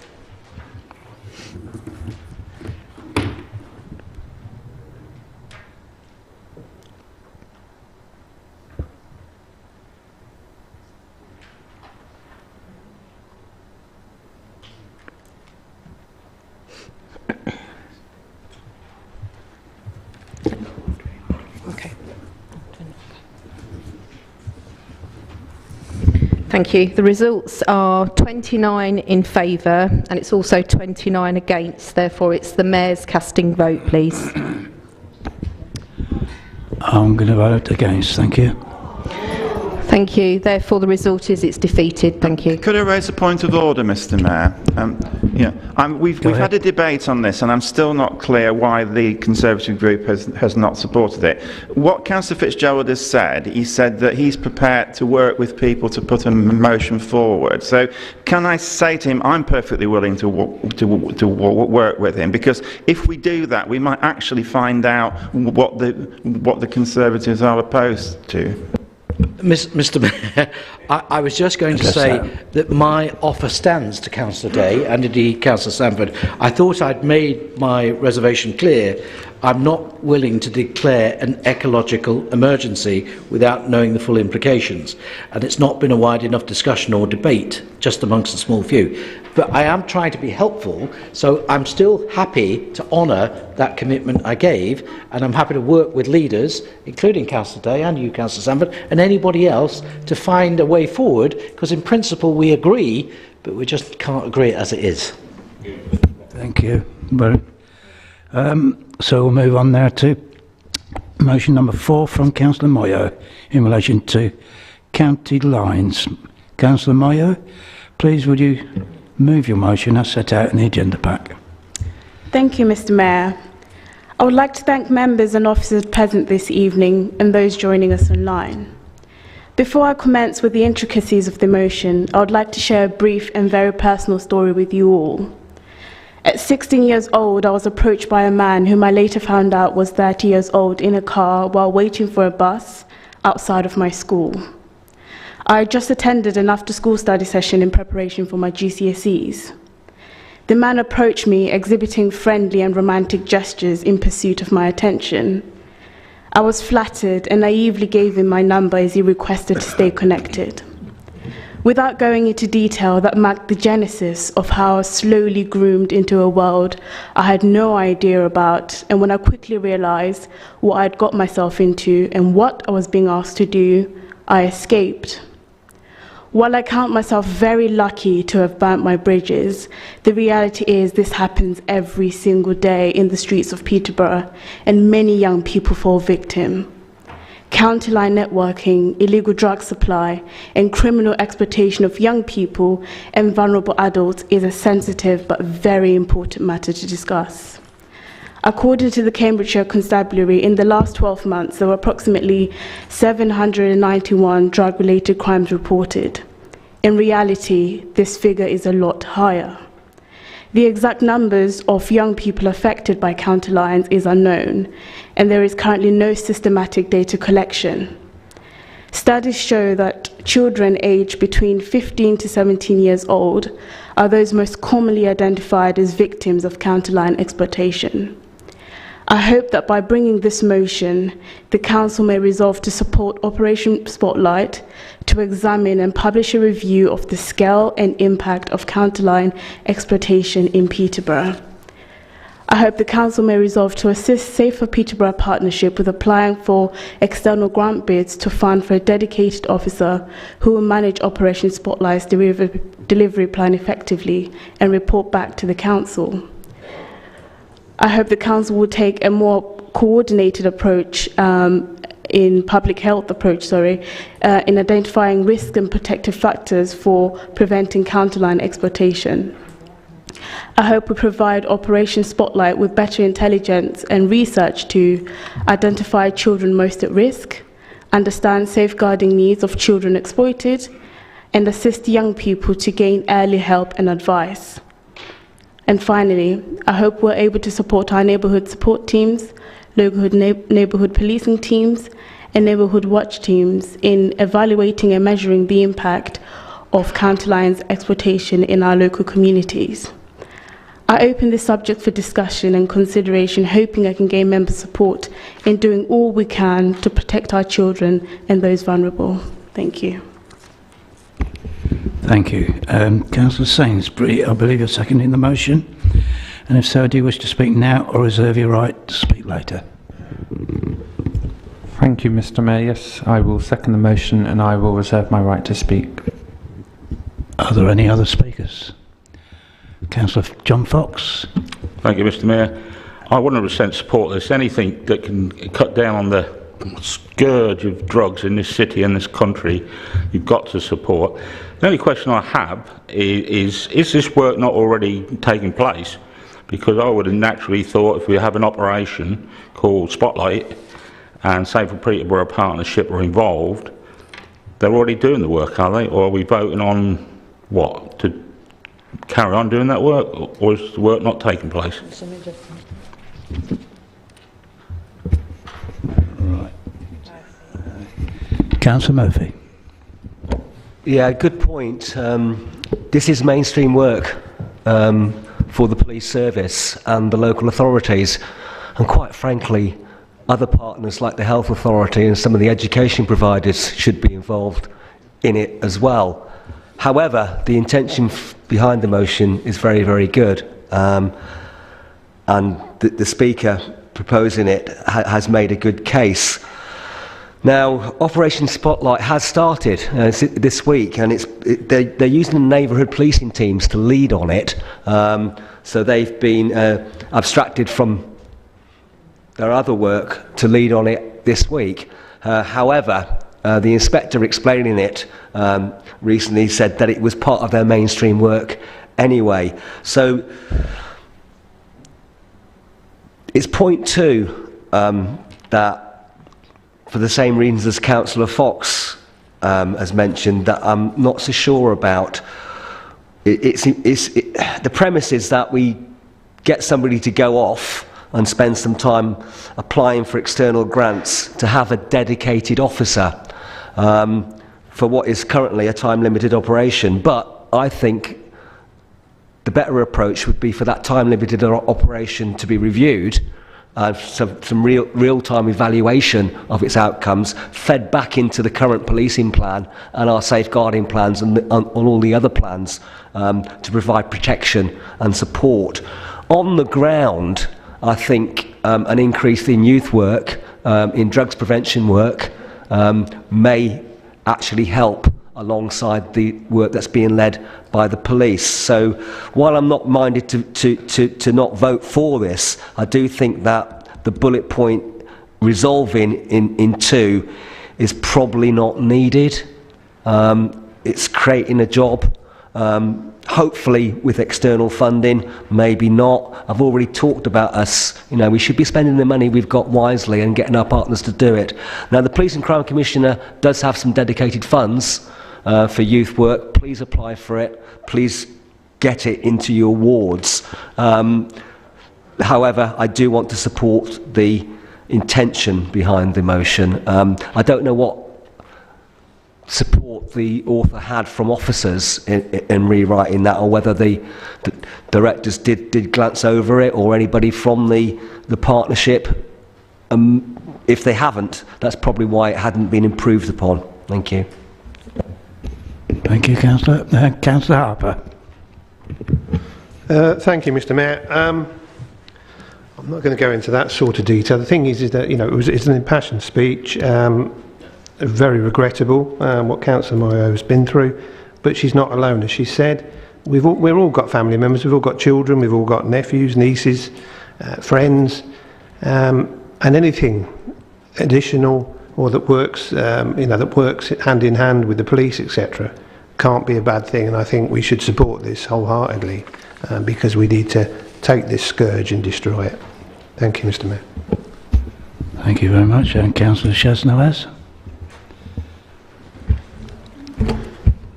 Thank you, Mr. Mayor, and thank you, Councillor Moyo, for your maiden speech and motion. Well done on that. I think, as has been pointed out by some of the former speakers, that it's difficult, of course, to vote against anything which is obviously going to help us reduce drug use, abuse against children. So it's admirable that you've put forward this motion, and obviously in spirit it is doing the right thing. I think you could have gone further because we've seen government cuts to policing, and this is a policing matter, and I think Councillor Fox is absolutely right. I'd have expected us to be doing some of this work already. Furthermore, I think you could have called on the Police and Crime Commissioner and possibly both our MPs to do more in order to get us support to tackle this particular issue. But I think the essence and the message that you're putting across is right. But you could have gone further to strengthen the motion.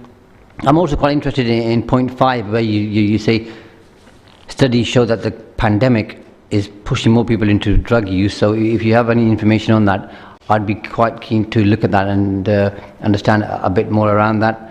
But overall, the motion is heading in the right direction. Hopefully, at some point in the future, maybe we can bring a further motion to strengthen it even further and make it better. So I will be supporting this motion. Thank you. Councillor Kayam. Thank you, Mr. Mayor. I'd like to really commend Councillor Moyo on sharing her very personal story with the rest of us. I think it was incredibly brave of her to do so, and no doubt it must have come with its own emotional implications as well, with your very personal experience. Being a previous safeguarding lead, I'd just like to highlight that the curriculum already includes education on county lines, and the current safeguarding training specifically has county lines training within, and how people within the healthcare service and beyond, because child safeguarding is everybody's responsibility, how they need to look out for it. In fact, I was on LBC radio yesterday just talking about this very issue, and I think it's really important, again, like many of my colleagues have said, to go a little bit further and look at the statistics around occurrences within this area and what we need to do to combat this increasing incidence, especially during the pandemic. I think it's a wonderful motion. I think it needs to be supported, and I agree with Councillor Nawaz's suggestion of taking it further as well. And I'm also very glad that you haven't been deflected by the cost implication of putting more police resource into this. So, thank you. Right, thank you. Councillor Sainsbury. I don't see another speaker, so Councillor Sainsbury, Councillor Fitzgerald. Just very, very quickly, Mr. Mayor, I think we should also congratulate Councillor Moyo tonight for her maiden motion. I think it's, I know you did, I'm talking about from our point of view, sorry, from the group's point of view, she did well to speak up tonight, and I'm sure Councillor Kayoum just said it was very brave of her to share those words, but I couldn't let it go unmentioned from our side as well. I think we all agree she did a great job for the first time, and well done. Sorry, Mr. Mayor. Thank you. Councillor Sainsbury, do you wish to exercise your right to speak? Thank you, Mr. Mayor, and thank you, Councillor Moyo, for bringing forward this motion. I will be brief, as the key points of this motion have already been highlighted earlier on. I think Councillor Moyo's personal story has a very important message, and I thank her for sharing it. Being a victim of county line networking and supply of drugs can happen to anyone, and her story shows just how real the problem is. I think to address some of the points that have been made about is this work already ongoing, yes, and I don't think this motion is trying to say it isn't. By us voting for this motion tonight, we are reaffirming our support for the work that the Cambridgeshire Constabulary is doing, and Councillor Moyo's motion acknowledges that work is already ongoing by the police. And I know she has had a dialogue with council officers and officers in the constabulary on how we as a council can support them in their work, such as applying for external grants and supporting Operation Spotlight's aims. This motion is a welcome one, and I would urge members to support it this evening. Thank you. Thank you. And Councillor Moyo, would you like to sum up?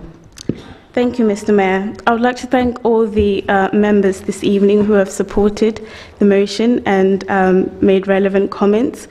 I understand questions have been brought about what's being done, and I am indeed in communication with relevant officers who have personally confirmed with me that more needs to be done, and they need support in delivering their services and ensuring that they capture an accurate number of young people who are actually being affected by county lines in Peterborough.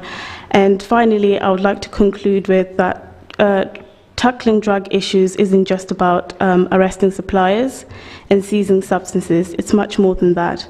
It's about sharing information which will play a key part in the success of the operation in Peterborough. It's about educating young people and vulnerable adults at risk of getting involved with drug gangs. It's about taking a zero-tolerance approach to drug use in public spaces and understanding how vulnerable people are being drawn into criminal networks. And finally, members, I would greatly appreciate your support in this motion in order to work collaboratively and help do all we can to protect our city from drug crimes, as well as our children and vulnerable adults from falling into a really dark and dangerous world. So thank you very much. Thank you, Councillor. I think we're going to move to the vote now.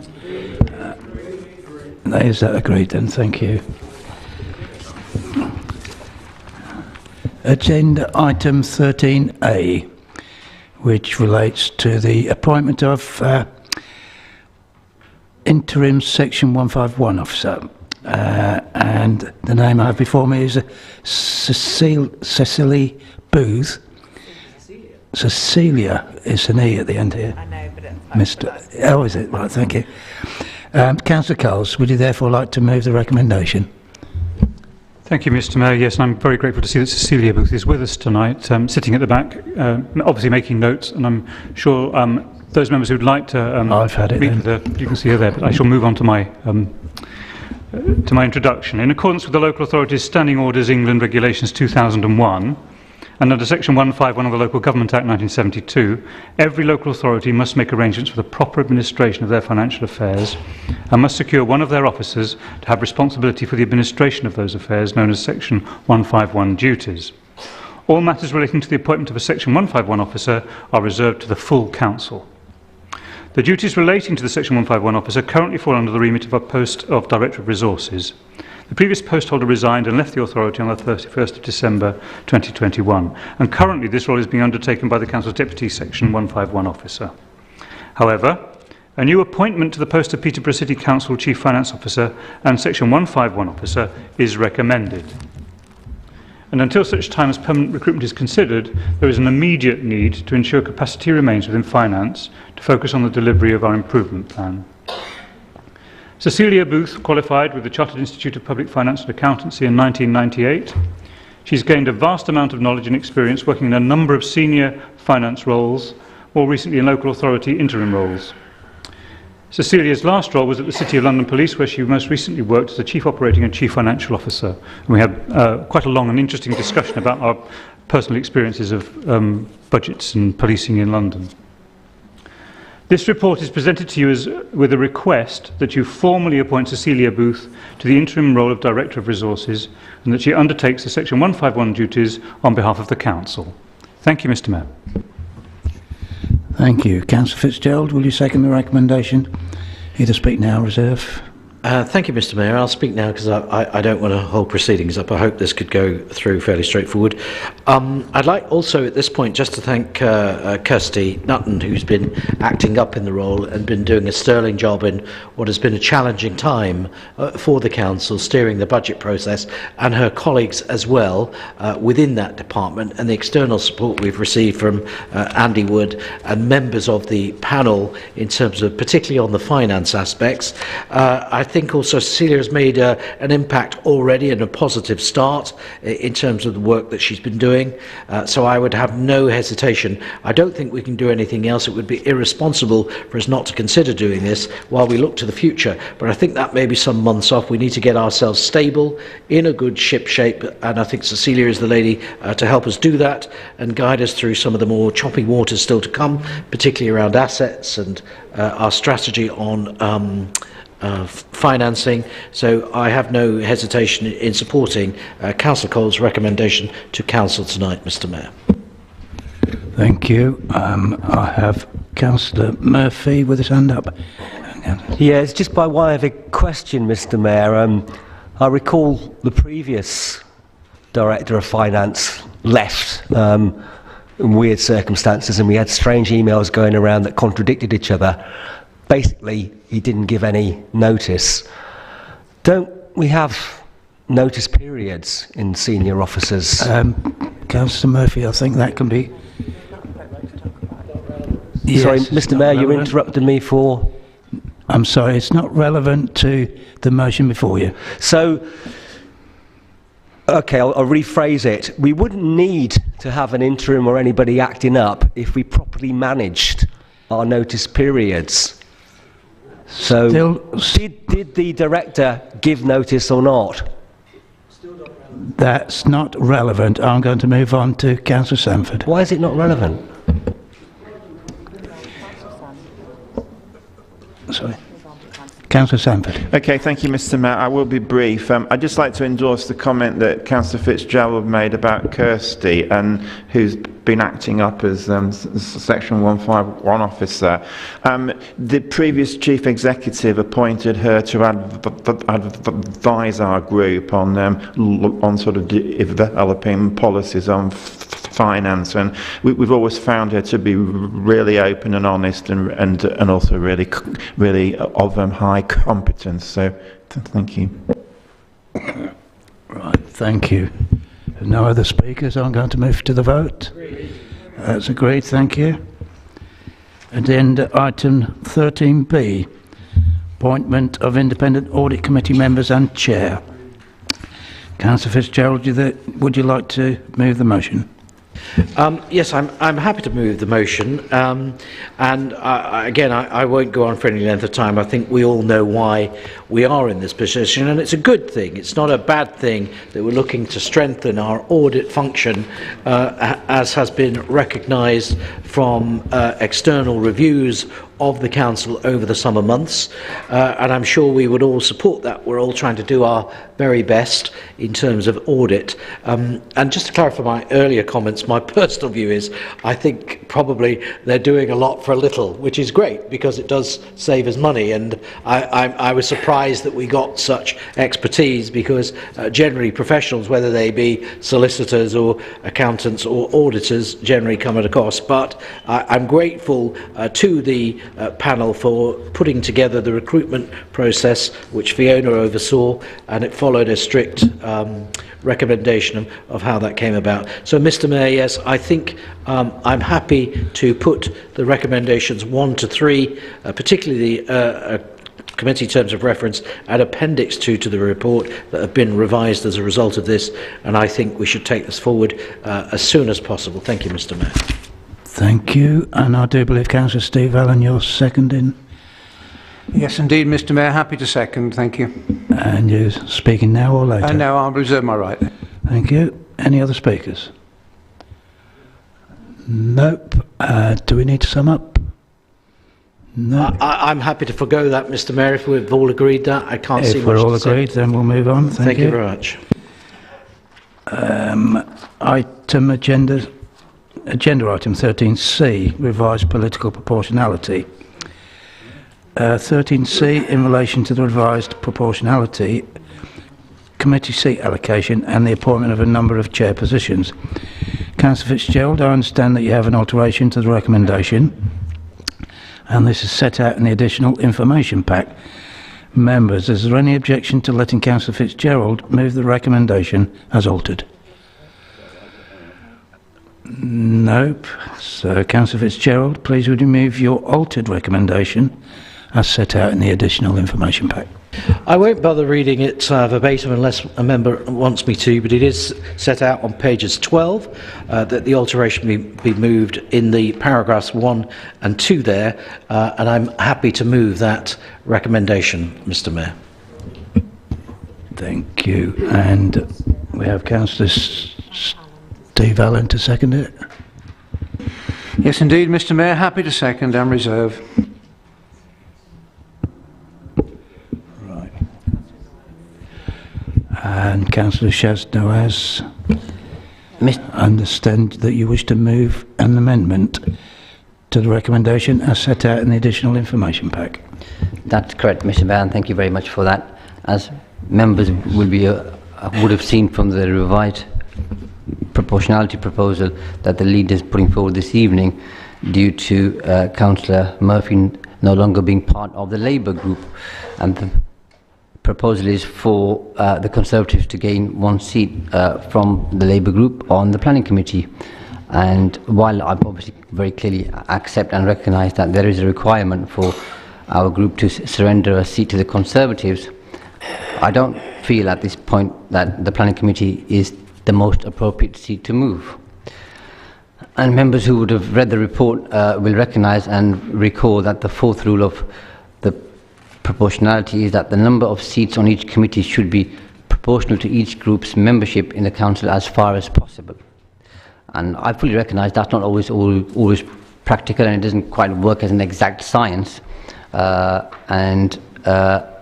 in this particular case, bearing in mind that 4th rule, I think the best seat for the Conservatives to gain on this particular occasion would be Children and Education Scrutiny Committee, and therefore I hope members will support my amendment, which I feel applies the rule in the most equitable manner. Thank you, Mr. Mayor. Thank you. And I believe Councillor Yazin, you're seconding the amendment. Would you like to exercise your right to speak or reserve that? That's correct, Mr. Mayor. I'm happy to second and I reserve my right to speak. Can I call on any other speakers? Councillor Sanford. Yes, Mr. Mayor, I'll try to be brief. I just wanted to comment both on the committee chairmanships and on the on the proportionality that Councillor Nawaz is proposing an amendment to. On the committee chairmanships, the policy of the Liberal Democrat group is what was recommended by Pricewaterhouse a number of years ago, what was also talked about in the peer review report, that at least some of the scrutiny committees of the Council should be chaired by members of opposition parties in order to allow these committees to be more challenging. But I do recognise that probably the most appropriate time to do that is at the Council's AGM. So I will certainly be, if I'm in a position to do so, I'll certainly be proposing that happens at the annual general meeting. But I think, you know, in the proposition here, we've got Councillor Harper as chair of the Planning Committee, but all the rest of them are Conservatives.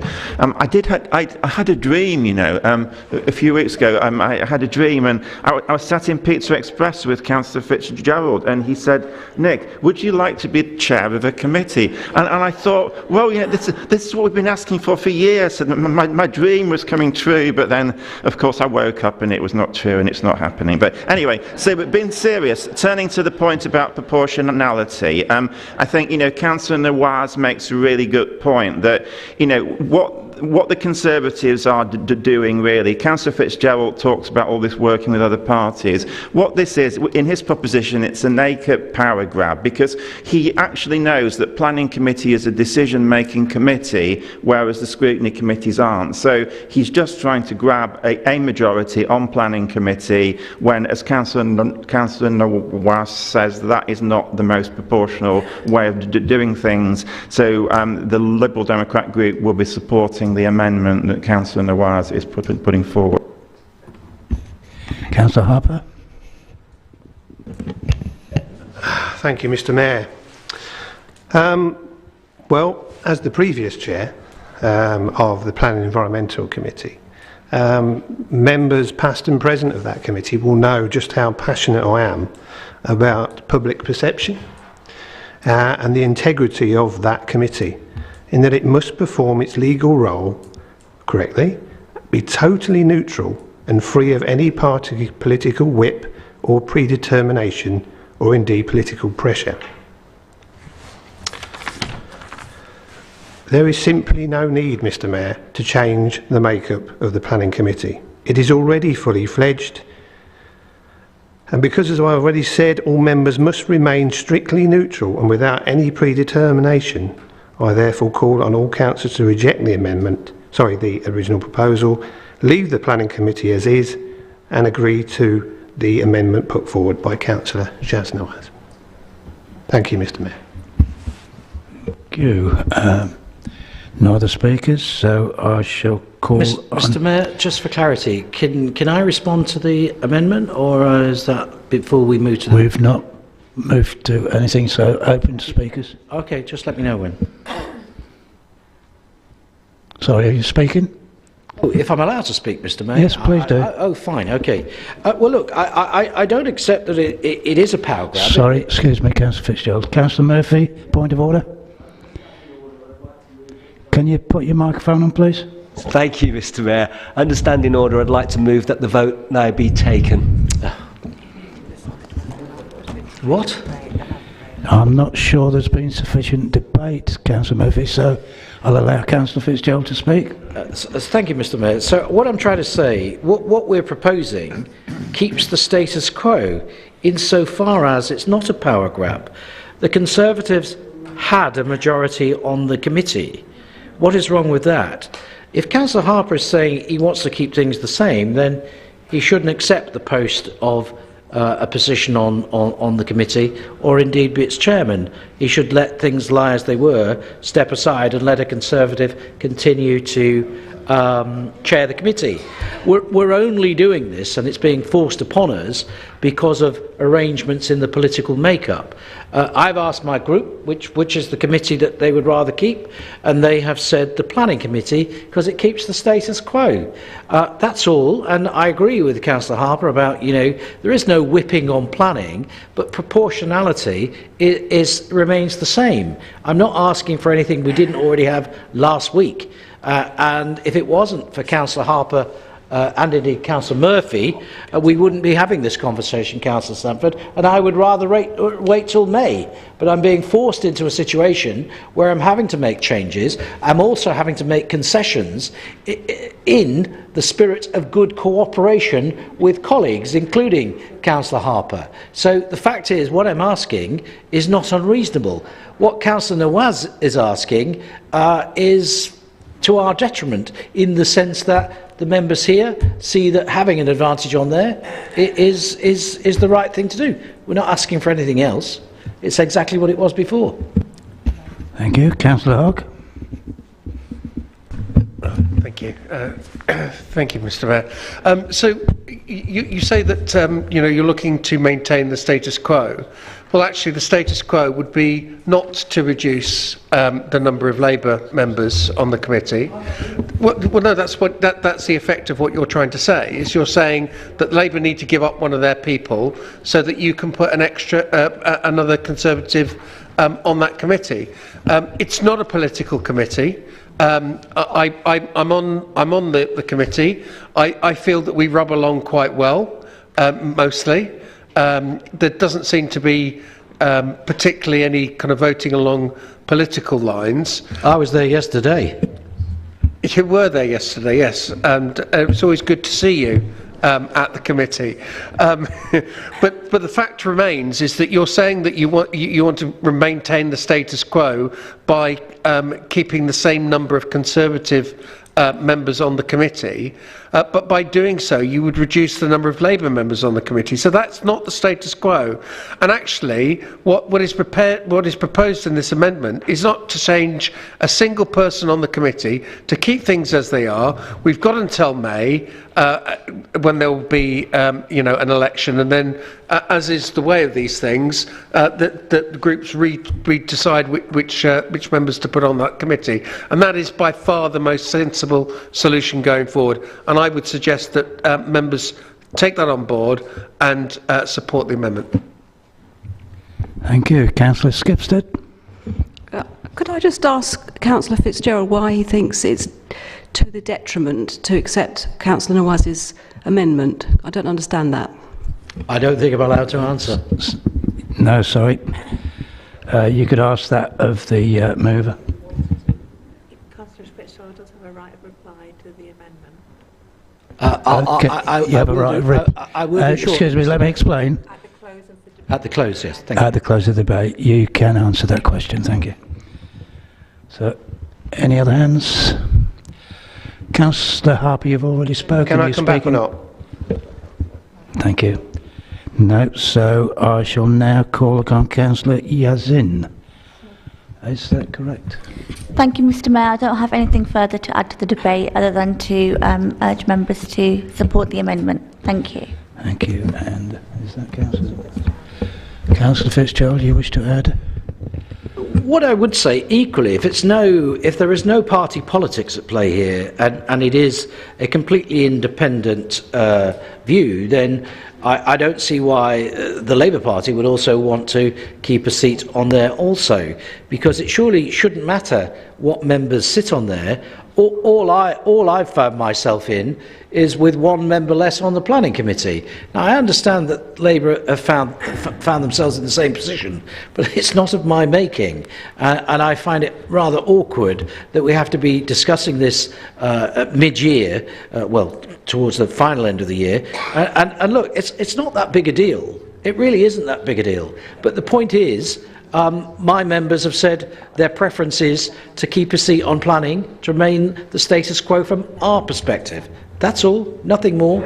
And I would urge our members here to uphold what was previously the position. I know Councillor Harper will still be on there, and that's a concession we've made as a group. Thank you. Councillor, you still have opportunity to sum up. Councillor Steve Allen, do you wish to exercise your right to speak? I'll keep it brief. I think that the substantive motion is the one that the Chamber should support, and I think it's clear and transparent, the layout and apportionment of the seats. Thank you. Thank you very much. Councillor Fitzgerald. Sum up.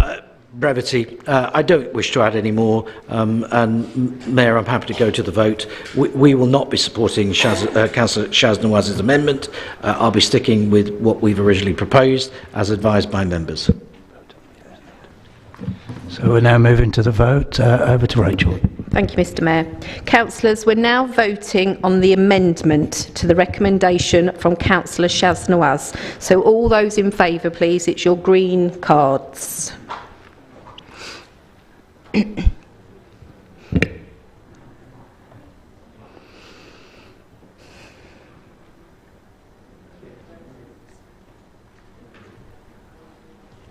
All those against, it's your red cards, please.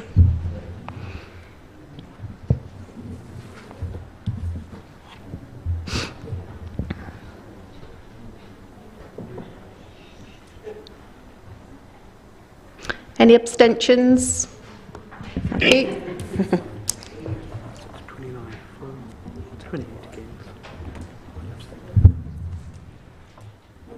Okay, thank you. The results are 29 in favour, 28 against. There was 1 abstention, and therefore this amendment is agreed. So we're now going to vote, councillors, on the recommendation around the... Oh, no, we're not. Sorry. No, we're not. Are we? Yes, we are. Oh, we are. No, we are. Sorry. It's been a long night. I'm sorry. Councillors, we're now voting on the recommendation around revised political proportionality. Committee C, allocation and appointments of chairs, as amended. Are we agreed? No, we're not. We're going to the vote. Thank you. All those in favour, please. It's green.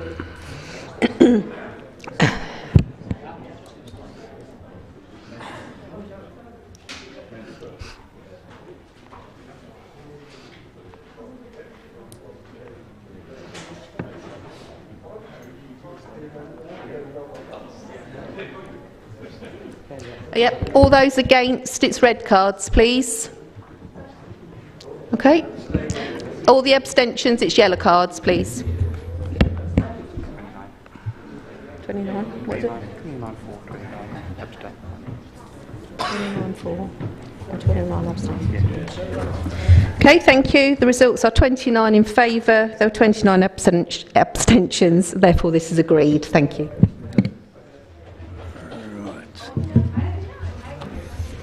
Thank you. We might be, members, agenda item 13D, draft programme of meetings for 2022 to 23. Councillor Fitzgerald, would you like to move the recommendation? I'll move the recommendation. I have no further comments to make, and I hope we can just agree this and go home, Mr Mayor. And Councillor Steve Allen. Likewise, I second the motion. Thank you. Reserve of right. Any other speakers? Are we agreeing? We can agree that one, thank you. All right, now this is the end of tonight's meeting, but members, please stay where you are for a moment, as we have the additional informal meeting about next year's mayor-elect. Thank you.